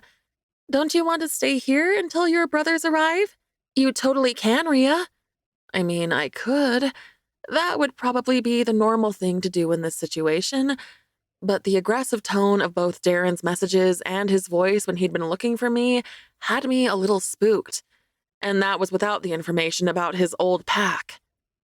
I glanced back at Eli, who was observing our interaction with his head tilted to the side, like we were two rare breeds of animal, interacting in the wild. I don't care what he'd told me. Eli was totally lonely. "I'm actually going to stay with Eli," I replied, bracing myself for Lou's totally warranted disapproval. "It's kind of complicated, but don't worry. I know what I'm doing." "You said that when you moved in with Darren." Lou accused with her eyes, but she forced a smile and nodded her head. If you change your mind, the bed is free and you're more than welcome. Maybe you could leave me the address of where you're staying? She added pointedly. Great idea. Eli interjected. My brother Noah's a park ranger and has a satellite phone. I'll leave you his number, too, in case you want to get a hold of Rhea. Thanks, Lou said appreciatively, some tension leaching out of her at the mention of Noah being a park ranger. I, need to get back to work. Oh, totally, I replied, nodding my head a little too vigorously. Be cool, Rhea. We won't be long. You should get back to work stuff. Right. Work stuff, Lou agreed, side-eyeing me. Take care, okay, Rhea? Call me if you need anything. She leaned in and gave me another sisterly hug that I happily returned. I'd always been pretty good at making female friends, but I hadn't been the best at keeping them. Between moving around a lot over the past decade and not putting in the effort I should, those friendships had fallen apart. I would do better with Lou, I promised myself. She'd been amazing, and I really would miss her when I left here. Come on, Rhea, let's get you packed. Eli said gently as I watched the doorway Lou had vanished through for a moment too long. Right. Let's do it. I exhaled and straightened my shoulders. Onwards and upwards. After I'd packed a backpack of stuff to tide me over for a few days, changed into fresh clothes, and boxed up the rest of my things, we drove back to the outskirts of the forest where the guys parked their truck, only to find a giant bear ominously waiting for us. You don't seem surprised to see him, I said wryly as Eli parked the truck. Noah? He confirmed, looking surprised. You followed us down here, didn't you notice? Obviously not, I sighed. I'd stopped bemoaning the fact that I would never shift in my early 20s, but I still had bursts of longing for all those enhanced abilities they took for granted. Chin up, he can't talk back when he's in his fur. Eli chuckled, climbing out of the cab. I'll get your bag. I undid my seatbelt and opened my door to jump out, but suddenly there was an enormous bear blocking my way, standing on his hind legs right in the doorway of the truck. I know you're not happy to see me again, but trapping me in the truck isn't the solution, I chided, twisting to get out and hoping he'd move. Bear Noah huffed, an impressively judgmental sound for an animal, before hauling me against his chest with his enormous paws and guiding me to the ground while I squeaked in surprise. Rhea's going to be staying with us for a few days until her brothers get into town. Eli announced as he moved around the truck, clapping Noah on his furry back. Noah made a noise that could have been disinterested acknowledgement or an enraged fuck no. I think I liked this less argumentative Noah. He should stay in his fur more often. I reached for my bag, but Eli gave me a you can't be serious look before shrugging one strap over his giant shoulder, guiding me towards the tree line with an enormous hand on my lower back. Aren't you worried someone will steal your truck? I asked him, doing my best to ignore the lumbering bear behind us. This whole area is shifters. Eli explained. All the rangers, too. Took them years to convince Noah to join them. He chuckled as Noah huffed. I guess that makes sense. I grew up near a lot of fox shifter families, a few other kinds of shifters too. Ones that didn't mind living among crowds, I'm guessing. Eli chuckled. A lot of foxes are pretty happy in the city, I shrugged. Maybe that should have been my first clue that I wasn't like the rest of my family. I'd always craved the open space and quiet of rural areas. Noah growled suddenly, and I swear I jumped a full foot into the air. Could you not? I asked, whirling around to face him, hand clutching over my heart. You just took 10 years off my life. Sorry about the scare, Goldie. Eli said quietly, his voice suddenly serious. We just picked up the scent of a coyote shifter and there's only one who lives around here. What? I peered through the trees as though I would see him before the shifters with enhanced eyesight. Is he here? I whispered. No. Eli replied, his voice edgy. His scent isn't fresh, but he was definitely here not long ago. Noah growled in agreement, sniffing around wildly while I stood rooted to the spot, grateful Eli hadn't moved away from me. I mean, it could be a coincidence, right? I could just be reading too much into things. At the same time, I didn't think I was. Darren was looking for me. He cheated on me, I murmured dumbly. Why go through all this effort? Goldie, I think you might have to accept that he's not going to let you go that easily. Eli murmured, sliding his hand around mine and squeezing it reassuringly. Not that you have anything to worry about. We won't let him get to you. I believed him. They'd protect me until my brothers got here to take over. Then my brothers would protect me, and my bad decisions would become everyone else's problem again, just like they always had. Chapter 8. Rhea. Disregarding the whole asshole ex-boyfriend and everything else I had going on, it seemed like spending a few days here would be a pretty great vacation. Eli and Noah had accompanied me back to the cabin yesterday, then basically left me to it since they had, jobs and whatever else to do. I'd basically hung out, reading the random assortment of books from Seth's bookshelf until around 4 p.m. when I couldn't keep my eyes open anymore. The weight of the past few days had crashed down on me in one suffocating instant, and the moment my head hit the pillow, I'd been out like a light for a solid 16 hours. Lying in bed now, I knew the three guys had already begun their day, but I didn't have it in me to move quite yet. While I'd been going, it had been easy to avoid the unpleasant feelings I'd rather not deal with. Since my moment of weakness that first night, I hadn't shed any more tears for Darren, and I didn't want to, because I knew as surely as my name was Aurelia, that motherfucker wasn't shedding any tears over me. But I definitely had some ugly emotions that I needed to confront. I blinked up at the high-sloped ceiling above me, trying to sort through the jumble of feelings that were struggling for dominance in my head. Rejection? I mean, maybe a little. A teeny bit. But I'd also been the one to pull the plug, which helped ease that emotion a little. Embarrassment? A healthy dose of that. Embarrassment that I'd been played, but also that I'd met everyone's expectations. My parents had expressed politely worded concerns that I was moving too fast.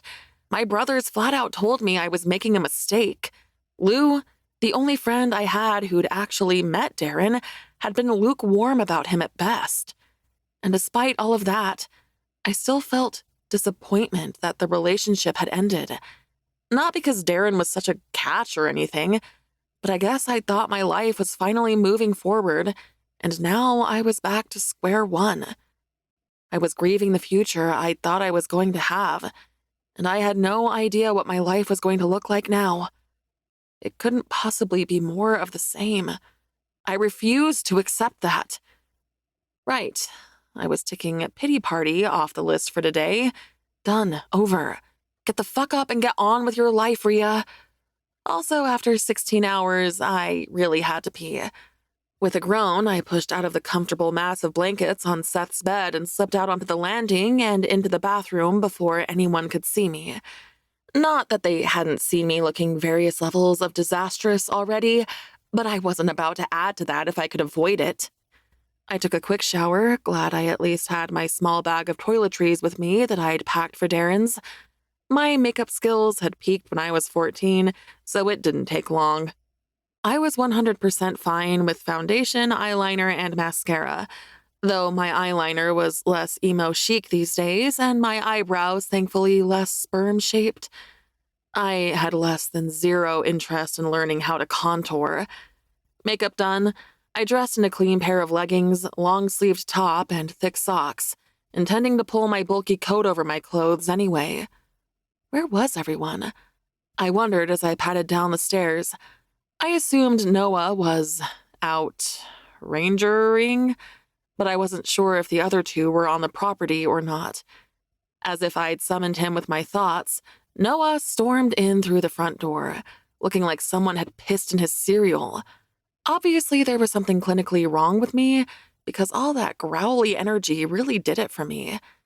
Noah's fierce gaze pinned me in place as he ran his eyes up from my sock-clad toes to my mass of blonde curls. There was nothing lascivious about his stare. It was assessing, if anything, but my body apparently didn't recognize that. Come on, Nipples, don't sell me out now. Damn it, I couldn't even glance down to check. He'd totally notice.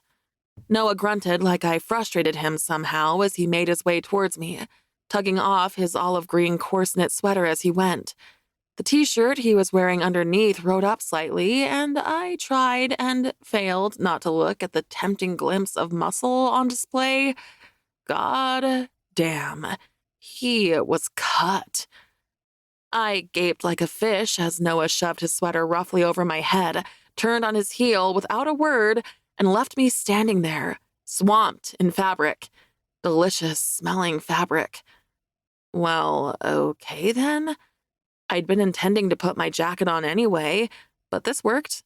It was already warm from him wearing it, and I tried not to overthink how cozy it felt as I shoved my arms into the sleeves, rolling them up multiple times to get them past my wrists. It looked like a sweater dress and reminded me of sleeping wrapped up in Noah's bear embrace. You need to get a fucking grip, Rhea, I scolded myself, shaking my head slightly as I made my way to the front door and pulled my boots on. You don't like him, and he doesn't like you. I'd had a sneak peek at the fenced-in back of the property out the window, but I took my time to explore it now. I made my way along the path that ran next to the cabin, past a large woodshed, and to a cleared area behind the house that was dominated by an enormous vegetable garden. Raised rectangular garden beds were set out in intervals lining the path right up to the tree line where I knew another building was tucked away. I'd seen the little shed hidden among the trees from Seth's window, which overlooked the back of the house. As I let myself through the gate that kept the vegetable garden safe from animals, I realized it wasn't so much a shed as an old cottage in the forest. I could hear noises coming from inside, and I assumed that's where Seth and Eli were, though I didn't know for sure this wasn't someone's house. Maybe their parents lived here? Come on in, Goldie. Eli called out cheerfully, answering my silent question. I pushed open the heavy old wooden door, leaning on it with my shoulder to get it open. I don't know what I expected. Furniture, probably, but it wasn't a workshop inside what had clearly been a living area. I imagined it had once been a cozy home. The walls were whitewashed brick and the wooden rafters were exposed. The floors all terracotta tile. What I assumed had been the kitchen was now a workshop counter, with open shelves instead of cupboards above and below, overflowing with tools and materials. There was stuff everywhere, but it didn't feel cluttered. Lumber was stored by length on shelves along the back wall, with scrap pieces arranged neatly in a bin on the ground.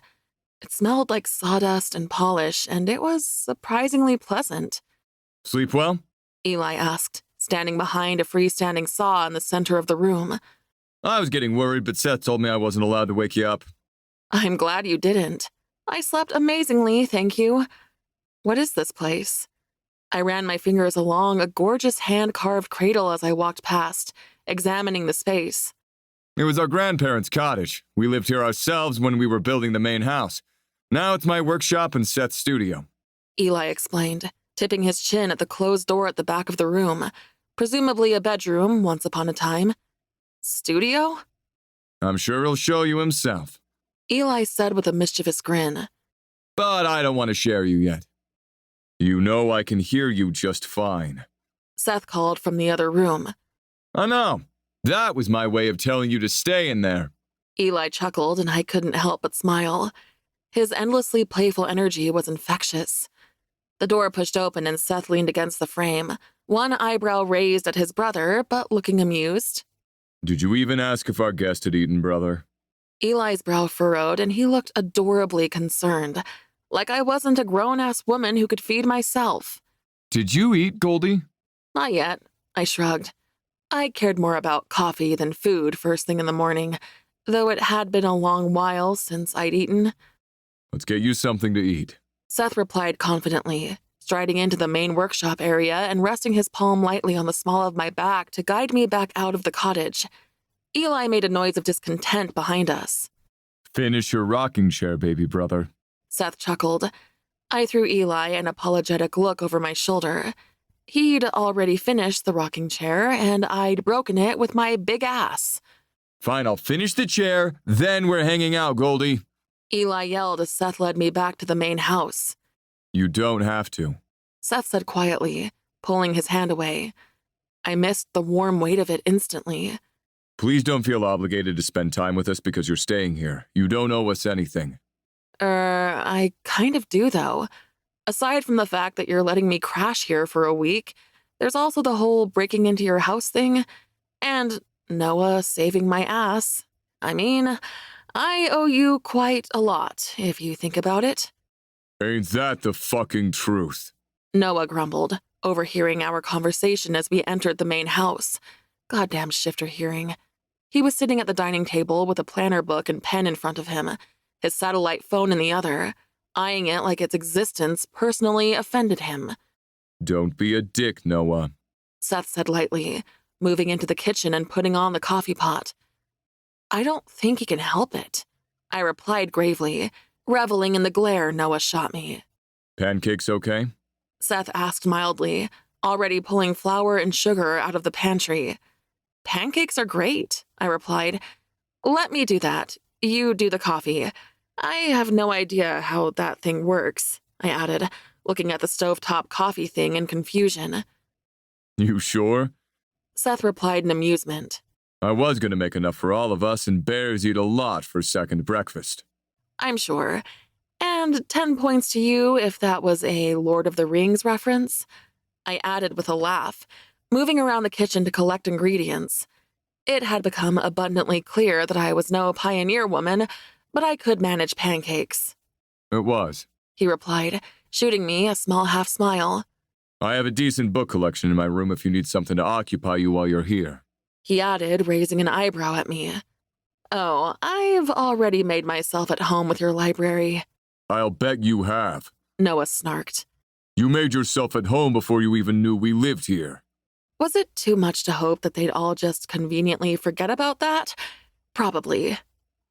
About that, I said with a heavy sigh. God, I hated apologizing. I probably shouldn't have broken in. I mean, the door was unlocked. Seth's cocked eyebrow moved even higher as he crossed his arms over his broad chest and leaned his hip against the counter. He was unnervingly quiet, and I suspected that was by design. He was going to wait me out until I forced the uncomfortable words out. Noah gave up the pretense of working, or whatever it was he was doing, and looked up at me with his eyes narrowed. I could totally envision Noah laying me over his lap and spanking the attitude out of me. I could probably orgasm from that visual alone, to be honest.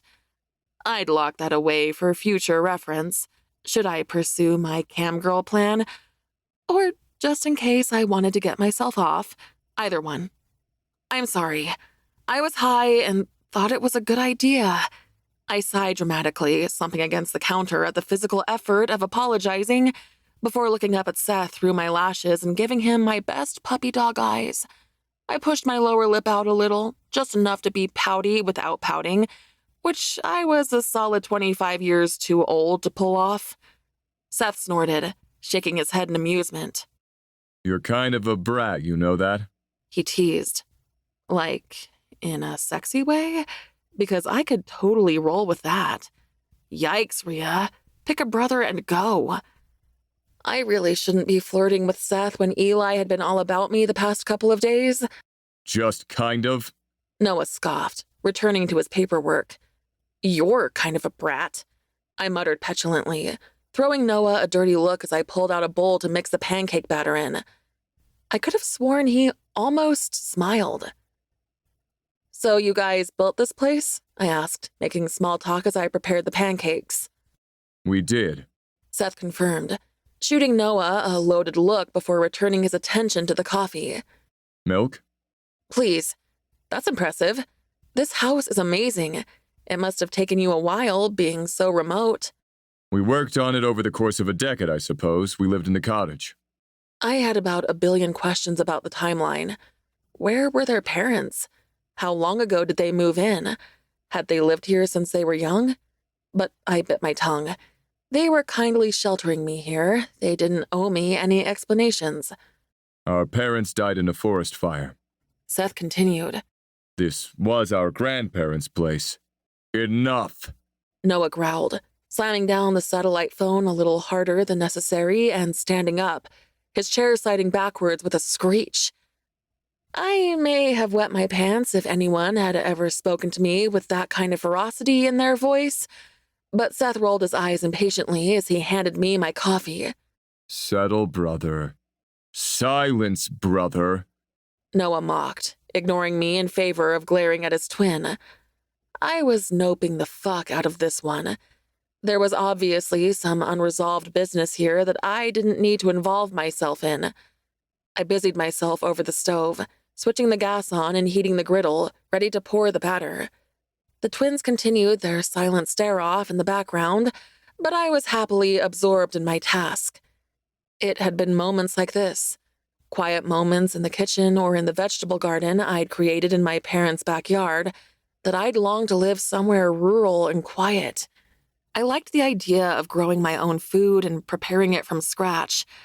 Maybe it wasn't meant to be. Perhaps I was destined for a life in the city where I role-played as a pioneer woman in my free time. I could start a social media account with a cottagecore aesthetic and post pictures of bunches of wildflowers on my thrift shop wooden dining table, or use the self-timer on my phone to take pictures of me wearing floral maxi dresses and straw hats. I would love to know what you're thinking about, Seth said, sidling up next to me and peeking at the griddle. I'm wondering if you ever shift into your bear form to scare people off if they get too close to your property. If you say no, I'll assume you're lying, I replied quickly, flipping the pancake I was working on, hoping it would detract from my pink cheeks. I doubted any of these mountain men had social media, and they'd probably wet their pants laughing if I tried to explain cottagecore to them. I personally haven't, Seth said, sounding amused as a chair scraped behind me. Noah apparently settling himself back at the table. I glanced at Noah out of the corner of my eye and could have sworn the tips of his ears looked a little pinker. He'd definitely gone all scary bear on a hiker before. The pancakes smell amazing. We've got some preserved plums and syrup in the pantry. Hold on, Seth added. I continued pouring, flipping, and stacking while he set the table and set out the sides. If I had a cottagecore account, I would totally post pictures of this moment because I was all about it. I'll go get Eli, Noah grumbled, clearing his stuff off the table and stomping out the front door as I carried the platter of pancakes to the table. Sorry about him, Seth said with a grimace. After our parents died, Noah really took it on himself to look after us. It's hard for him to switch that instinct off, even though Eli and I are more than capable of looking after ourselves. Don't do that, I said flatly, placing the platter down in the center of the table and giving Seth a loaded look. Do what? He asked, baffled. Make me dislike him less? I'm at a comfortable level of dislike right now. Sorry to inconvenience you, Seth replied, lips twitching. Apology accepted. I sat down in the same chair I'd sat in yesterday, downing half my coffee in one gulp, amazed I'd even got through this much of the day without caffeine. It didn't taste quite the same as the way I made it, but it wasn't bad. Noah stomped back in with a smiling Eli in tow, and the difference in their countenances almost made me giggle out loud. You two have been busy, Eli said with a low whistle. I'm impressed. You're quite the team. Noah gave Eli a warning look while Seth threw him that mildly curious look he seemed to have down pat. I got the feeling there was some secret brotherly communication happening that I wasn't privy to. My own brothers did it all the time, and since I'd been born 10 years after Joe, I never understood what they meant either. It had gotten easier in recent years. We could communicate with just a look that Mom was being overbearing or how Dad was working his way up to a rant. So you're working on the rocking chair? I asked Eli casually, helping myself to 2 pancakes and drizzling a generous layer of syrup over the top of them. How bad could my life be, really, when I had pancakes and syrup, silver linings and whatnot? Just redoing a piece that got snapped, Eli replied, smirking mischievously at me. I'd only roughly assembled it in the living room to take a look at it. The finished version will be more than able to bear your beautiful ass. His eyes flashed with heat, and I swear I felt it all the way down to my toes. Jesus, Eli. Seth muttered, shaking his head. I was questioning your workmanship a little. I'm not going to lie. I teased, even as I shot Eli an apologetic look across the table so he knew I was, in fact, sorry. Not necessary. I'm great at what I do. His feet knocked against mine under the table, and I lightly kicked him back. But I didn't pull my feet back, and neither did he. Modest, too. Seth added wryly, and I felt my face heat. I was playing footsies with Eli under the table, and I'd barely remembered his two brothers were sitting right there on either side of us. No need for modesty with this level of greatness. Eli replied, totally nonchalant. I was going to look for some branches later. Wanna walk with me, Rhea? Walk? How he made that sound so dirty. And how had Seth and Noah not noticed? Or maybe it was totally innocent and my mind had just permanently migrated to the gutter? Rhea? Seth asked, eyebrows raised. It's what her friends call her, aka me. Eli puffed his chest out dramatically, and I stifled a laugh, kicking him again. Pretty. Seth commented lightly, sawing through his pancakes with a knife. Everything about him was so dignified and controlled. I couldn't help but wonder if he had a secret, messy side. You can call me Rhea, I offered, giving him a small smile. You can't, I added, glancing at Noah. He snorted. As far as I'm concerned, your name is and always will be Thief. Whatever helps you sleep at night, Daddy Bear. And a walk sounds lovely, thank you, I added, glancing at Eli. Pretty confident my cheeks were the same color as the plums on the table. You don't have to thank me, just admit I'm your favorite. Hey, Daddy Bear, did you remember to thank our guest for the lovely meal? Eli asked, never pausing to take a breath. Did everyone forget she broke into our house? Noah sighed before shoving a huge forkful of pancakes into his mouth. He could talk shit as much as he liked, but he was enjoying the hell out of those pancakes. Was there any greater compliment to the chef than someone enjoying their food? I think not. That was days ago, I replied with a dismissive wave of my hand. We've all moved on. The conversation moved on to lighter topics, and I focused on eating after my patchy diet of the past few days. But I could feel Noah's eyes burning into the side of my head the entire time, and I knew with absolute certainty that Noah hadn't moved on. When Noah said I'd always be the thief to him, he meant it. But did that really matter? Eli caught my eye across the table, and despite the mostly demolished stack of pancakes on the plate in front of him, he looked hungry. It's just a few days, I reminded myself. Might as well have some fun. Chapter 9. Rhea. Eli and I left the cabin together, walking around the front of the house into the back garden and out the gate that led to the forest, passing the quiet cottage in silence. We both knew what we were doing. There was nothing coy or mysterious about it. This wasn't two horny teenagers agreeing to meet behind the bleachers with a vague but unconfirmed idea of what we were going to do. This was two horny adults off to make good on all the sexual tension between us, and I was pretty sure everyone knew that. In the back of my mind, underneath a layer of particularly filthy thoughts about Eli, I was vaguely thinking about Seth. What would he think about me getting frisky with Eli and whether or not it would be a deal breaker? Because Seth was fucking sexy. And I wanted to see what was underneath all that brooding self-control. Even in my head, I recognized how greedy that was. I was staying here for a couple of days. It was arguably inadvisable to fuck one of my hosts. Definitely inadvisable to fuck two of them. My steps faltered slightly as we walked. Maybe I shouldn't fuck Eli. Maybe just a blowjob. Oral sex didn't count, right? My best friend had been pretty adamant about that in senior year. Eli looked back over his shoulder, his far too casual smolder morphing into a look of concern. Do you want to go back, Rhea?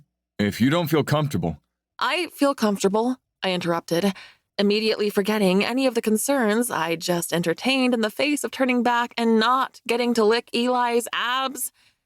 Though I appreciate you checking. If at any point you change your mind, I'll tell you, I promised. Same goes for you. Eli scoffed like the idea was ridiculous, his hand reaching for mine, stopping just short.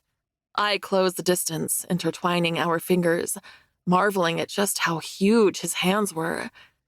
That boded well for other parts of his anatomy, right? My lower extremities clenched in anticipation. Consent is for men too, you know. I chided lightly, giving his hand a gentle squeeze. I know. Eli replied, softening his tone. It's just that you could probably do whatever you wanted with me, and I'd beg for more. Bondage? I suggested instantly. As in you tying me up? I'd try it. Blood play? Shifters are fast healers. Eli countered. Water sports? I suggested with a smug grin. What? Eli asked, brow furrowed in confusion. Pea stuff? If that was something you're into, is that something you're into? He asked, sounding suddenly nervous. Not my kink, I laughed. I'm not judging, but if anyone ever pissed on me, things would be over very quickly, and not in the good way. Noted. Eli replied, breathing a sigh of relief. Me neither. How much do you know about kinks living out here in the wild? I teased. The tips of Eli's ears went a little pink, and my eyebrows jumped up in surprise. I was probably making some bold assumptions, considering they traveled into Fairbanks pretty regularly. There's a club we go to sometimes, He admitted, glancing at me like he thought that might be a deal breaker. Shut up, I breathed. Like a sex club? I've always wanted to go to a sex club. I can recreate anything you want to try. Eli replied immediately, eyes widening in alarm. It's not like I was going to visit one right now just because he'd suggested it. I'd add it to the bucket list, though. Or the fuck it list, which was my list of sexual escapades I wanted to have before I died. I kept it separate after my mom had expressed an interest in reading my bucket list one time. What kind of stuff do you do while you're there? I asked, burning with curiosity. Not that you have to tell me. How did you even find the place? I like a little exhibitionism. Eli said with an easy shrug. I could see that. Eli dripped with confidence at all times. We're pretty tied into the shifter community around these parts. A few older shifters advised us to go there when we came of age. He trailed off. To expand energy in a healthy way, I guessed. My brothers had been rowdy as hell when they were young. Not that they'd settled down now, but they didn't have the same fuckboy energy they'd been rocking for years. Basically. Eli admitted. Noah is our alpha by default, but Seth and I are both pretty alpha ourselves. Sex is a way for us to exert some dominance. Consensually, of course. Of course, I agreed. Why did I feel jealous at the thought of them getting frisky at a sex club? It was a level of possessiveness I had no right to be feeling. It was probably just the sex club idea. That's what I was jealous about. So what's your kink? He added slyly, the corner of his mouth tipping up.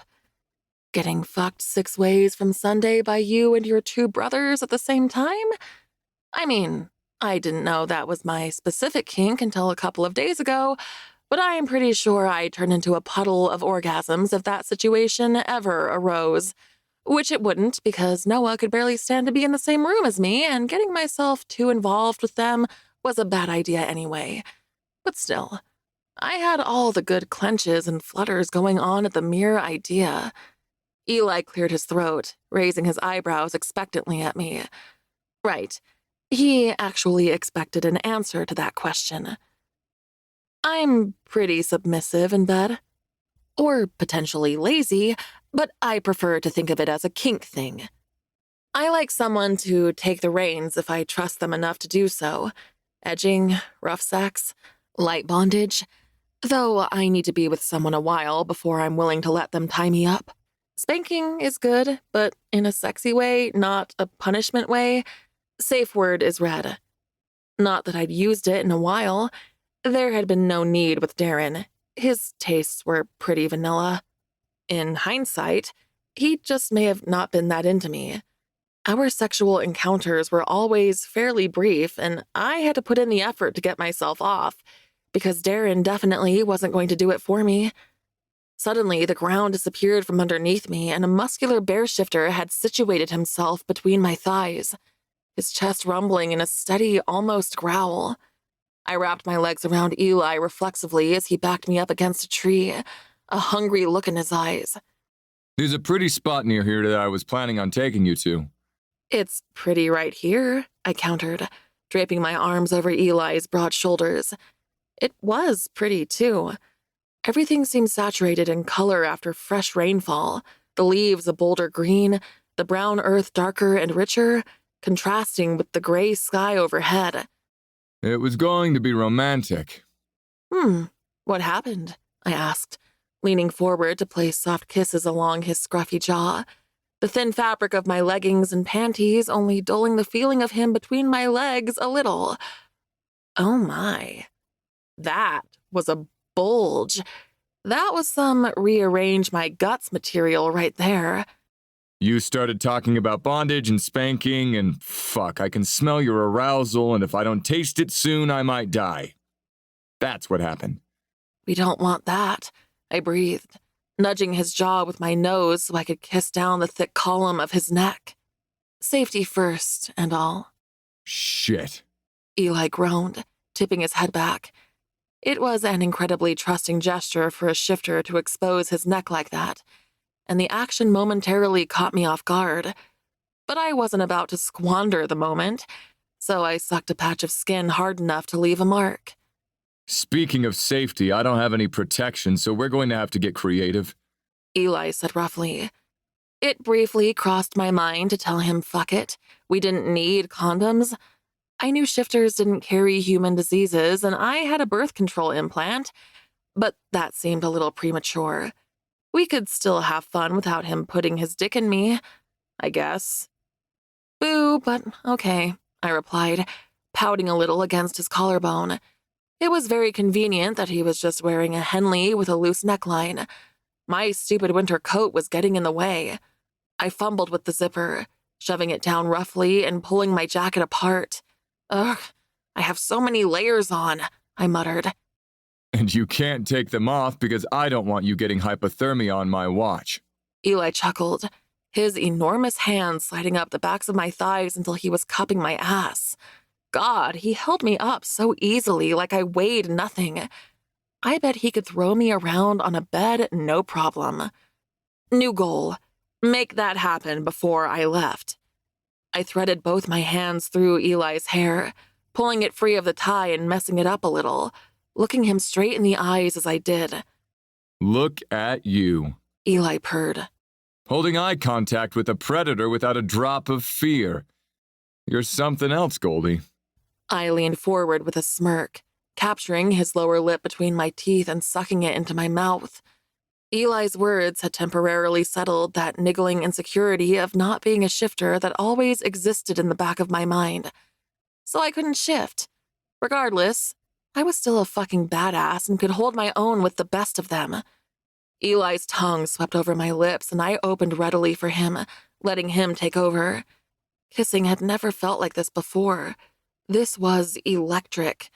My entire body was pressed against his, my legs wrapped tightly around his hips, his taste on my tongue, and yet it wasn't enough. I couldn't be close enough, couldn't get enough of him. Are you whining for me, sweet girl? Was I? Don't worry, I'll take care of you. Better be quick before my brothers come out here looking for us. Yes. Yes. That sounded amazing. No, wait, that was bad. Would it really be so bad, though? Would they watch or join in? Seth was more reserved than his brothers, but I'd seen the heat baked in his eyes when he looked at me. I think he'd join in. Maybe he'd bark orders at Eli and take charge. That was a sexy as hell visual. Noah wouldn't join in. He was too busy having a hate-on for me. He'd sure as fuck watch, though. I'd put money on it. Are you gonna let me slide my hand in these damp panties? Eli asked, kissing up my jaw until he found a sensitive spot behind my ear that I didn't even know existed. Yes, I moaned, annoyed I couldn't get the friction I needed in my current position as I writhed in frustration. Eli's frame was so big that I was already testing the limitations of my flexibility the way I was. Or I was just getting old and my hips weren't what they used to be. Fuck that. I'd take up yoga or something if it meant unhindered acrobatic sex with Eli. I need these leggings off, I demanded. I won't get hypothermia, you'll keep me warm. With my face. Eli responded with a grin, carrying me a few feet and carefully placing me on the ground. I shoved my leggings down to my ankles ungracefully, cursing my stupid hiking boots the entire time. Eli had more patience than me, lifting me onto the wide trunk of a fallen tree and unlacing my boots one at a time, followed by my socks. He tugged my leggings off before placing a light kiss on each ankle, pulling my thick woolen socks back onto my already cold feet. The gesture was so unexpectedly sweet, it made me a little weepy. I'm going to eat your pussy now, Eli announced, his declaration shoving aside any unwanted, sappy feelings. I leaned back on my hands, my heels digging into the edge of the log, knees bent.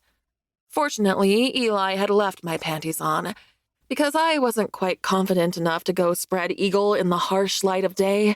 I mean, maybe if I knew him a little better, you know? Eli kneeled on the ground, looking up at me with a deliciously hungry expression before stroking over the top of my black cotton panties.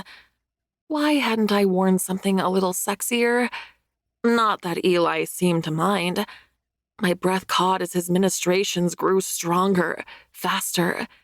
He could definitely feel the damp patch, but I couldn't find it within myself to be embarrassed about it.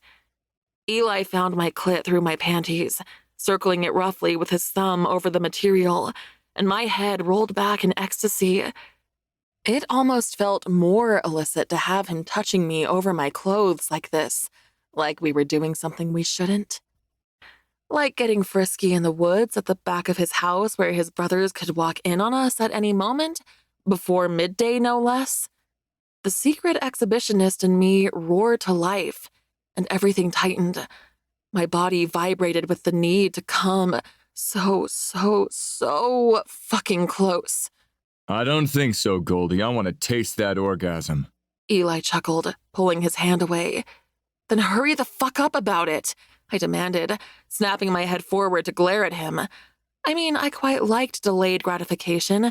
It always made my orgasm that much better, but I couldn't help being bossy about it anyway.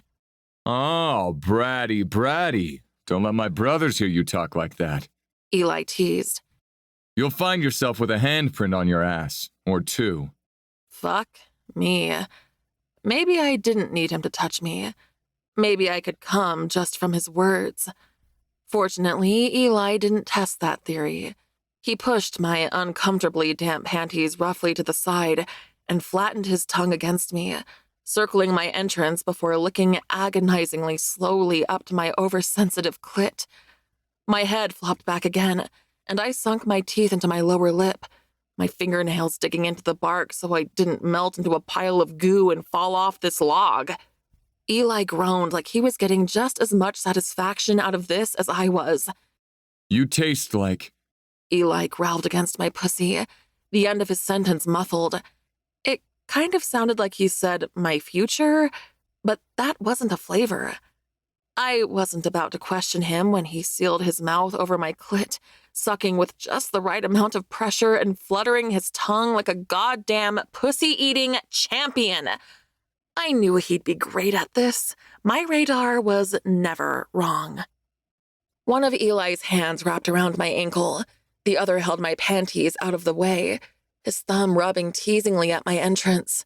Don't stop, I breathed as Eli's tongue did something fucking magical, and bless his heart, he actually listened to me, continuing exactly what he was doing until the tension that had been building and building snapped like an elastic band.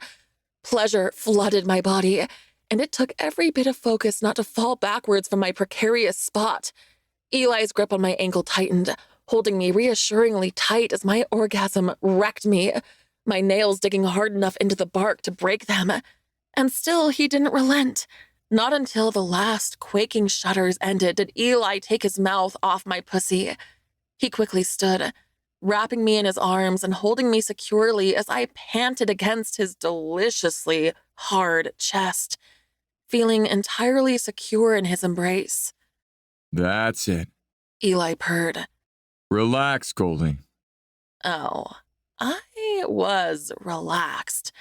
I gave exactly 0 fucks that I was in the woods, sans pants, only a few minutes walk away from the main house. Who needed pants anyway? I snuggled into Eli's chest, relishing the physical contact I hadn't realized I'd been missing. I'd been pretty short on cuddles for the past... God, how long had it been?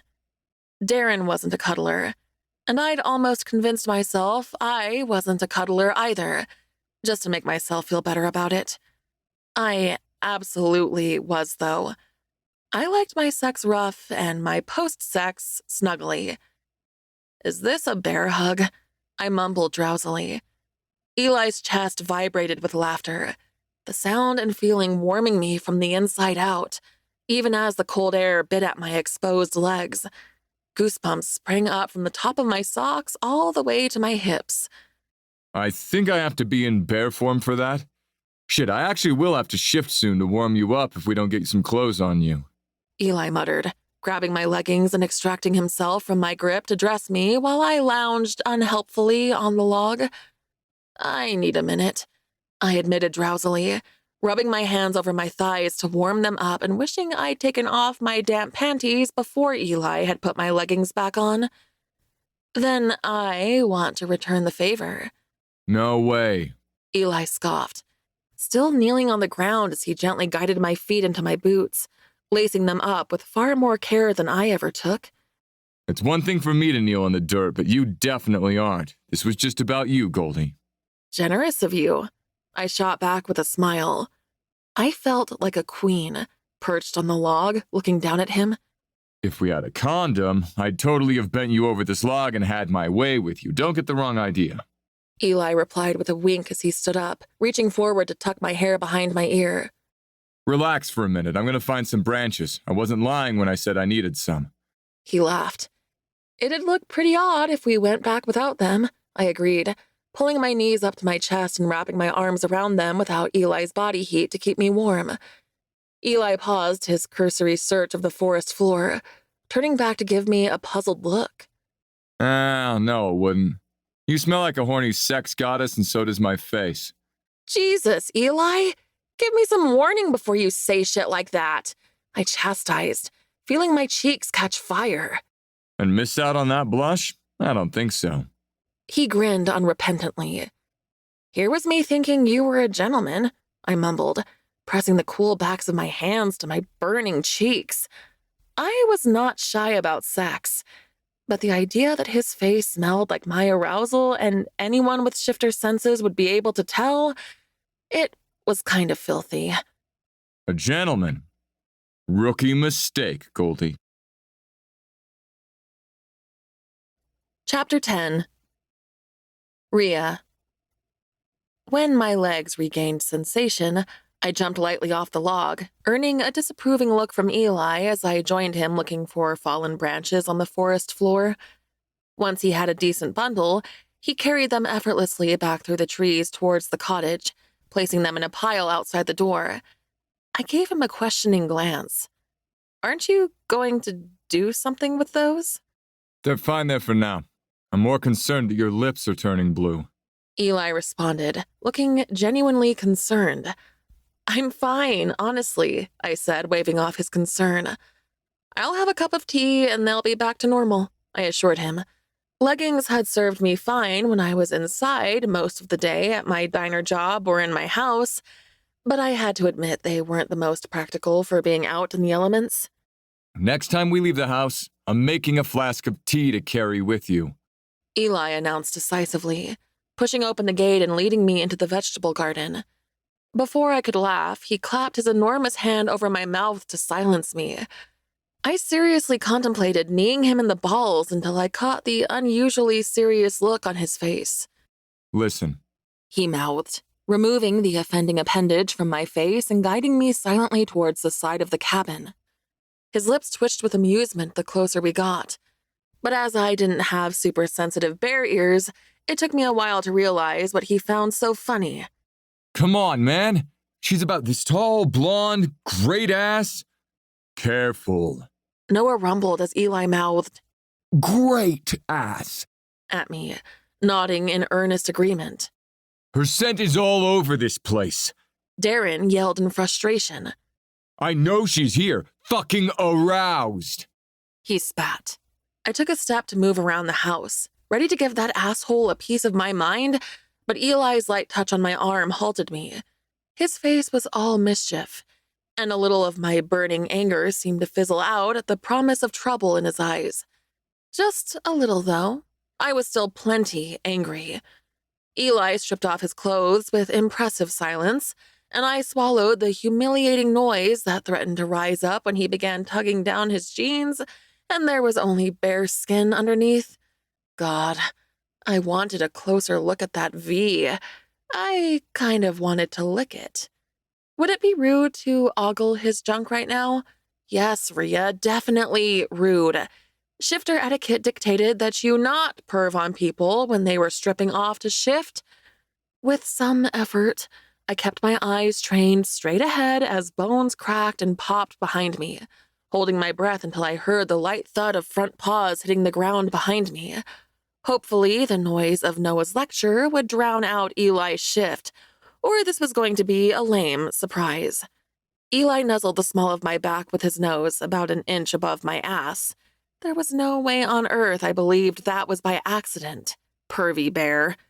Eli moved to my side, nudging me insistently and looking back over his shoulder. Did he want me to ride him? Was he suggesting I ride on in to confront my asshole ex on top of a 1,500-pound bear like a goddamn superhero? Obviously, yes. I was going to do that. He laid down on the ground so I could clamber awkwardly onto his back, and I flung my arms around his thick neck as he rose onto 4 paws and lumbered towards the front of the house. Shit, this wouldn't work. I was clinging to him like a koala on a tree. There was nothing majestic about it. I tightened my thighs around Eli's middle and pushed myself up so my palms rested flat on his back, fingers burying into his thick fur. With clumsy movements, I swung my massive hair over one shoulder, tilting my chin up defiantly for a slightly more warrior bear queen vibe. Darren's mouth fell open as we rounded the corner, and I couldn't suppress the smug smirk that took over my face, even if it ruined the icy vibe I was going for. Check me out now, motherfucker. Seth bit the corner of his lip to stop a laugh from escaping, and my stomach dipped unexpectedly at how sexy he looked. Seth was always attractive, but not in the overtly flirty way Eli was, nor did he have the raw, borderline offensive sexiness that Noah possessed in spades. Seth's sexiness was all half smirks, hooded eyes, and apparently a strategically placed lip bite. God, how was he doing that? I had tried lip biting in the mirror and looked like I was auditioning for a bad porno. Noah was not sexy lip biting as he observed me riding into the fray on his baby brother's back. Noah looked like he was at risk of pulling a muscle from how hard he was rolling his eyes. Killjoy. Was that a sneaky dick adjustment, though? It totally was. Maybe he liked my sex goddess scent. Darren, fancy seeing you here, I drawled, like I rode around on bears all the time. Aurelia. Darren said flatly, the barest icy edge in his tone. I wasn't fooled by his civilized facade anymore. Now I knew he was a good actor. You seem to have gotten lost. Our cabin is further up the mountain, babe. I raised my eyebrows slowly, letting him sweat in silence. I stole his gun and his weed, smashed his phone, and straight up told him we were finished. He and I both knew I wasn't lost. Aurelia? Darren said a little more forcefully, jerking his head like he expected me to follow him out of here. Eli growled in warning, and the vibration that ran up his back hit me in some unexpectedly great places. Darren, I mocked. Why don't you call your other girlfriend if you're feeling lonely? Or do you not have her number now? I asked, feigning sympathy for his busted phone. Oops. You cheated on her. Noah stated flatly, looking at Darren like he was a moron. It was extremely flattering. Now why the fuck would you do something like that? She's clearly out of your league. Was that a compliment? Had I woken up in an alternate universe timeline? It was a misunderstanding. Darren gritted out. Excuse me? I responded icily. I saw those messages for myself. You shouldn't have stolen my phone. Darren snapped. Or my gun, or my weed, for that matter. Noah snorted obnoxiously. Good to know you're an equal opportunity thief, Aurelia. He muttered. And you shouldn't have put your dick in women other than your live-in girlfriend, I retorted, ignoring Noah. You can have the gun back, but I smoked your stash. I could apologize, but I'd be lying. So you're just whoring yourself out to the bears now? Eli growled in warning, and I jumped in surprise. I knew his anger wasn't directed at me, but I wasn't entirely comfortable having an enraged bear underneath me, to be honest. Eli? Noah warned gently. About that. When were you planning on telling me you were a shifter? I wasn't dignifying the whoring comment with an answer. Darren shifted his weight uncomfortably, eyes darting towards the tree line. As far as I knew, you were a human and didn't know about shifters. Pretty excuse. Noah replied drolly. But you can smell she's no ordinary human, so I call bullshit. Fuck you! Darren spat, and I vaguely wondered if he was suicidal because picking a fight with Noah seemed like a terrible idea. I challenge you for her. Oof. I could barely see through the red haze clouding my vision. Who the fuck did he think he was? This isn't your archaic pack. Noah snapped. Out here in the real world, women aren't prizes to be won. If Aurelia wants to be with you, she's more than capable of making that decision for herself. Noah strode towards me, halting at Eli's side. I looked up at him in surprise, both at his proximity and his words, and Noah's mouth quirked as he gently grasped my chin, leaning in close like he was going to kiss me. Isn't that right, thief? Or was he actually going to kiss me? Were we pretending? I probably shouldn't be this turned on if we were pretending. Also, Noah was obnoxious as hell. I did not want to provide him with further ammo to use against me by actually enjoying this. But then Darren made a furious noise, and I contemplated saying fuck it and kissing Noah anyway. With a confident smile, I straightened, wrapping my hand around the back of Noah's neck and tugging him towards me. Noah, I breathed, when our lips were a hair's breadth apart. Yes, little thief? Noah's warm breath ghosted over my lips, his cedar scent drugging me when he was this close. Fuck off. I want Seth, I whispered. Noah's lips curled into an amused smirk, his eyes twinkling as he looked down at me. Be careful what you wish for, Aurelia. It's the quiet ones you've got to look out for. He looked back over his shoulder and beckoned an observant Seth closer. Darren's eyes burned into the side of my face, but I didn't pay him any mind. I'd committed to this performance now. Shit. Did I still smell like a horny sex goddess? Probably. Noah's fingers lingered as he pulled his hand away from my jaw, his eyes dancing with amusement, probably at my blatant rejection. I'm pretty sure he secretly got off on me putting him in his place. God knows someone had to. Seth took his twin's place in a move so smooth it looked rehearsed.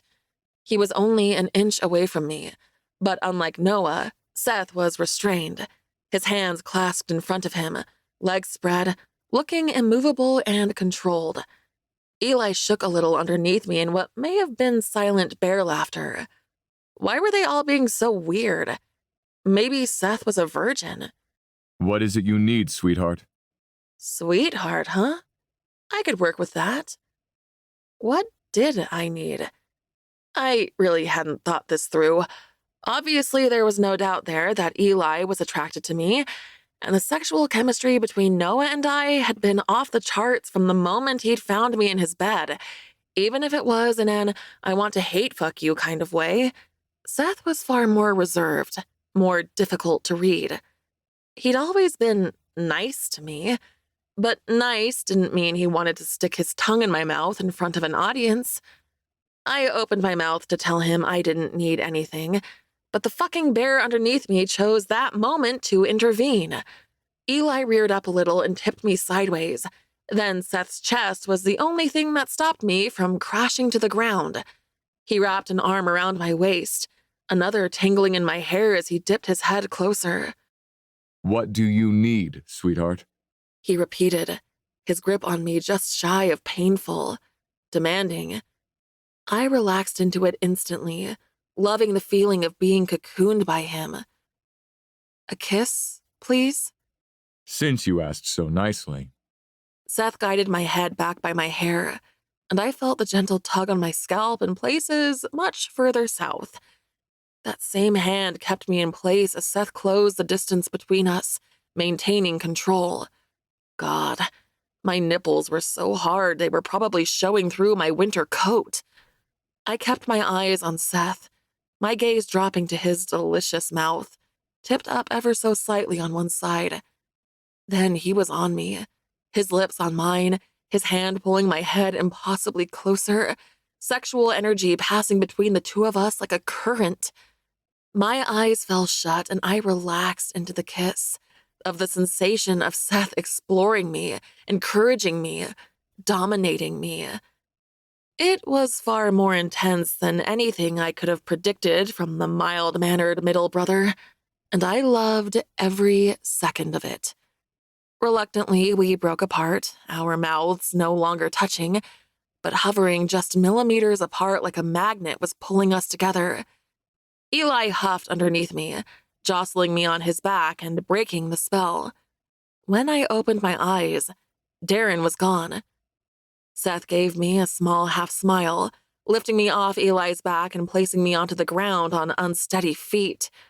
So here I am, trying to dull her scent around the forest. Noah began in an unimpressed voice, arms crossed, staring at a yawning Eli. And you take her out into the woods and make her come, alerting everyone with a decent sense of smell for miles around that she was here. Does that sound about right? Bear Eli snorted, wandering back around the side of the house where he'd left his clothes. Noah watched him go with his eyes narrowed. Aw, you've been covering my scent? I knew you cared, really, I teased, sticking close to Seth's side even though we weren't touching. He struck me as less overtly touchy-feely than Eli, though I didn't have a problem with that. I just didn't want to attract the attention of every fucking shifter in the state. Don't read into it. Noah crumpled, his eyes flicking between Seth and I. On that note, you might want to consider a bath. What an asshole.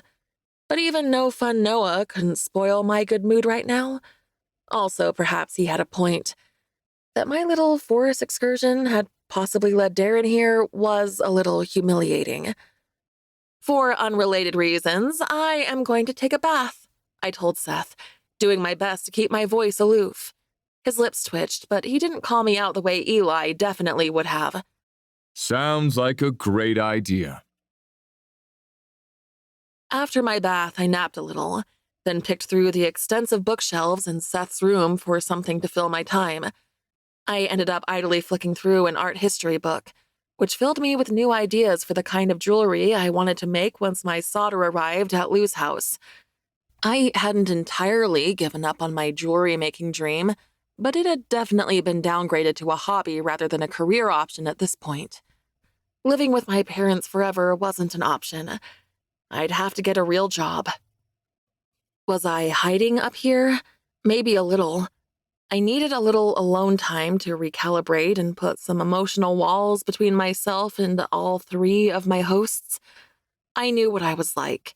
I was a needy little puppy on the inside who lapped up scraps of attention like I was being put on a pedestal and worshipped. It was a habit that had gotten me into trouble time and time again. Exhibit 831, Darren. And I didn't want to fall into the same trap again. A couple of days. I was just staying here for a couple of days. Then I would be on my way. Some no-string sex between single, consenting adults was one thing, but emotions were a hard no. Avoid. Abort mission. Do not pass go. As the sunlight waned out my window, I figured the least I could do was help in the kitchen while I was here. Between whatever Seth did in his studio, Eli's woodworking, and Noah's rangering, cooking was probably the last thing they were in the mood for.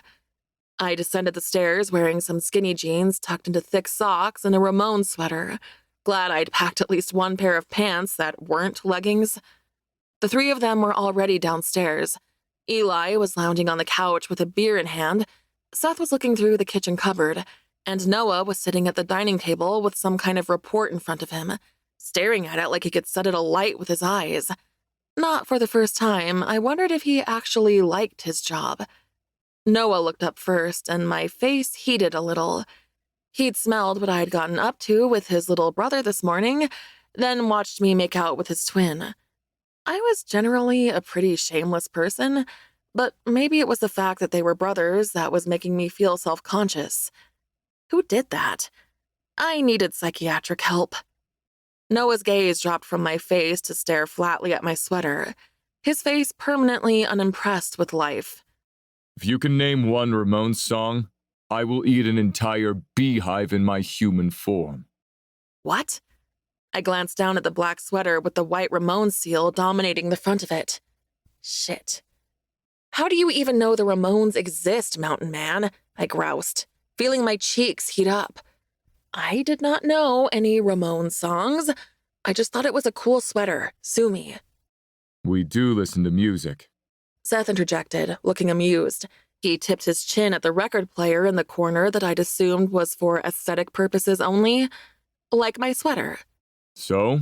Noah challenged, leaning back in his chair and crossing his arms over his chest. Bet you'd love to see me eat a beehive. I really would, I agreed, searching my brain for a Ramones song. Maybe something Vincent listened to? My oldest brother was the musicophile of the three of us. Lola, I said eventually, with more confidence than I probably deserved to have. It was the one song I remembered my brother blasting the loudest. Noah looked to Seth for the answer, and oh my God, he didn't know either. So why did I have to? I mean, he wasn't wearing their merch, but still, hypocrite. Lola, by the Kinks? Seth asked, visibly struggling not to laugh.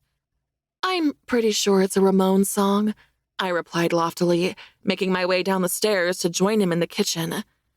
Eli, suddenly energized, leaped off the couch to go through the cupboard under the record player. Do not call me out. Do not call me out. I turned my back on him, busying myself getting a glass of water until the distinctive, aggressive opening guitar chords of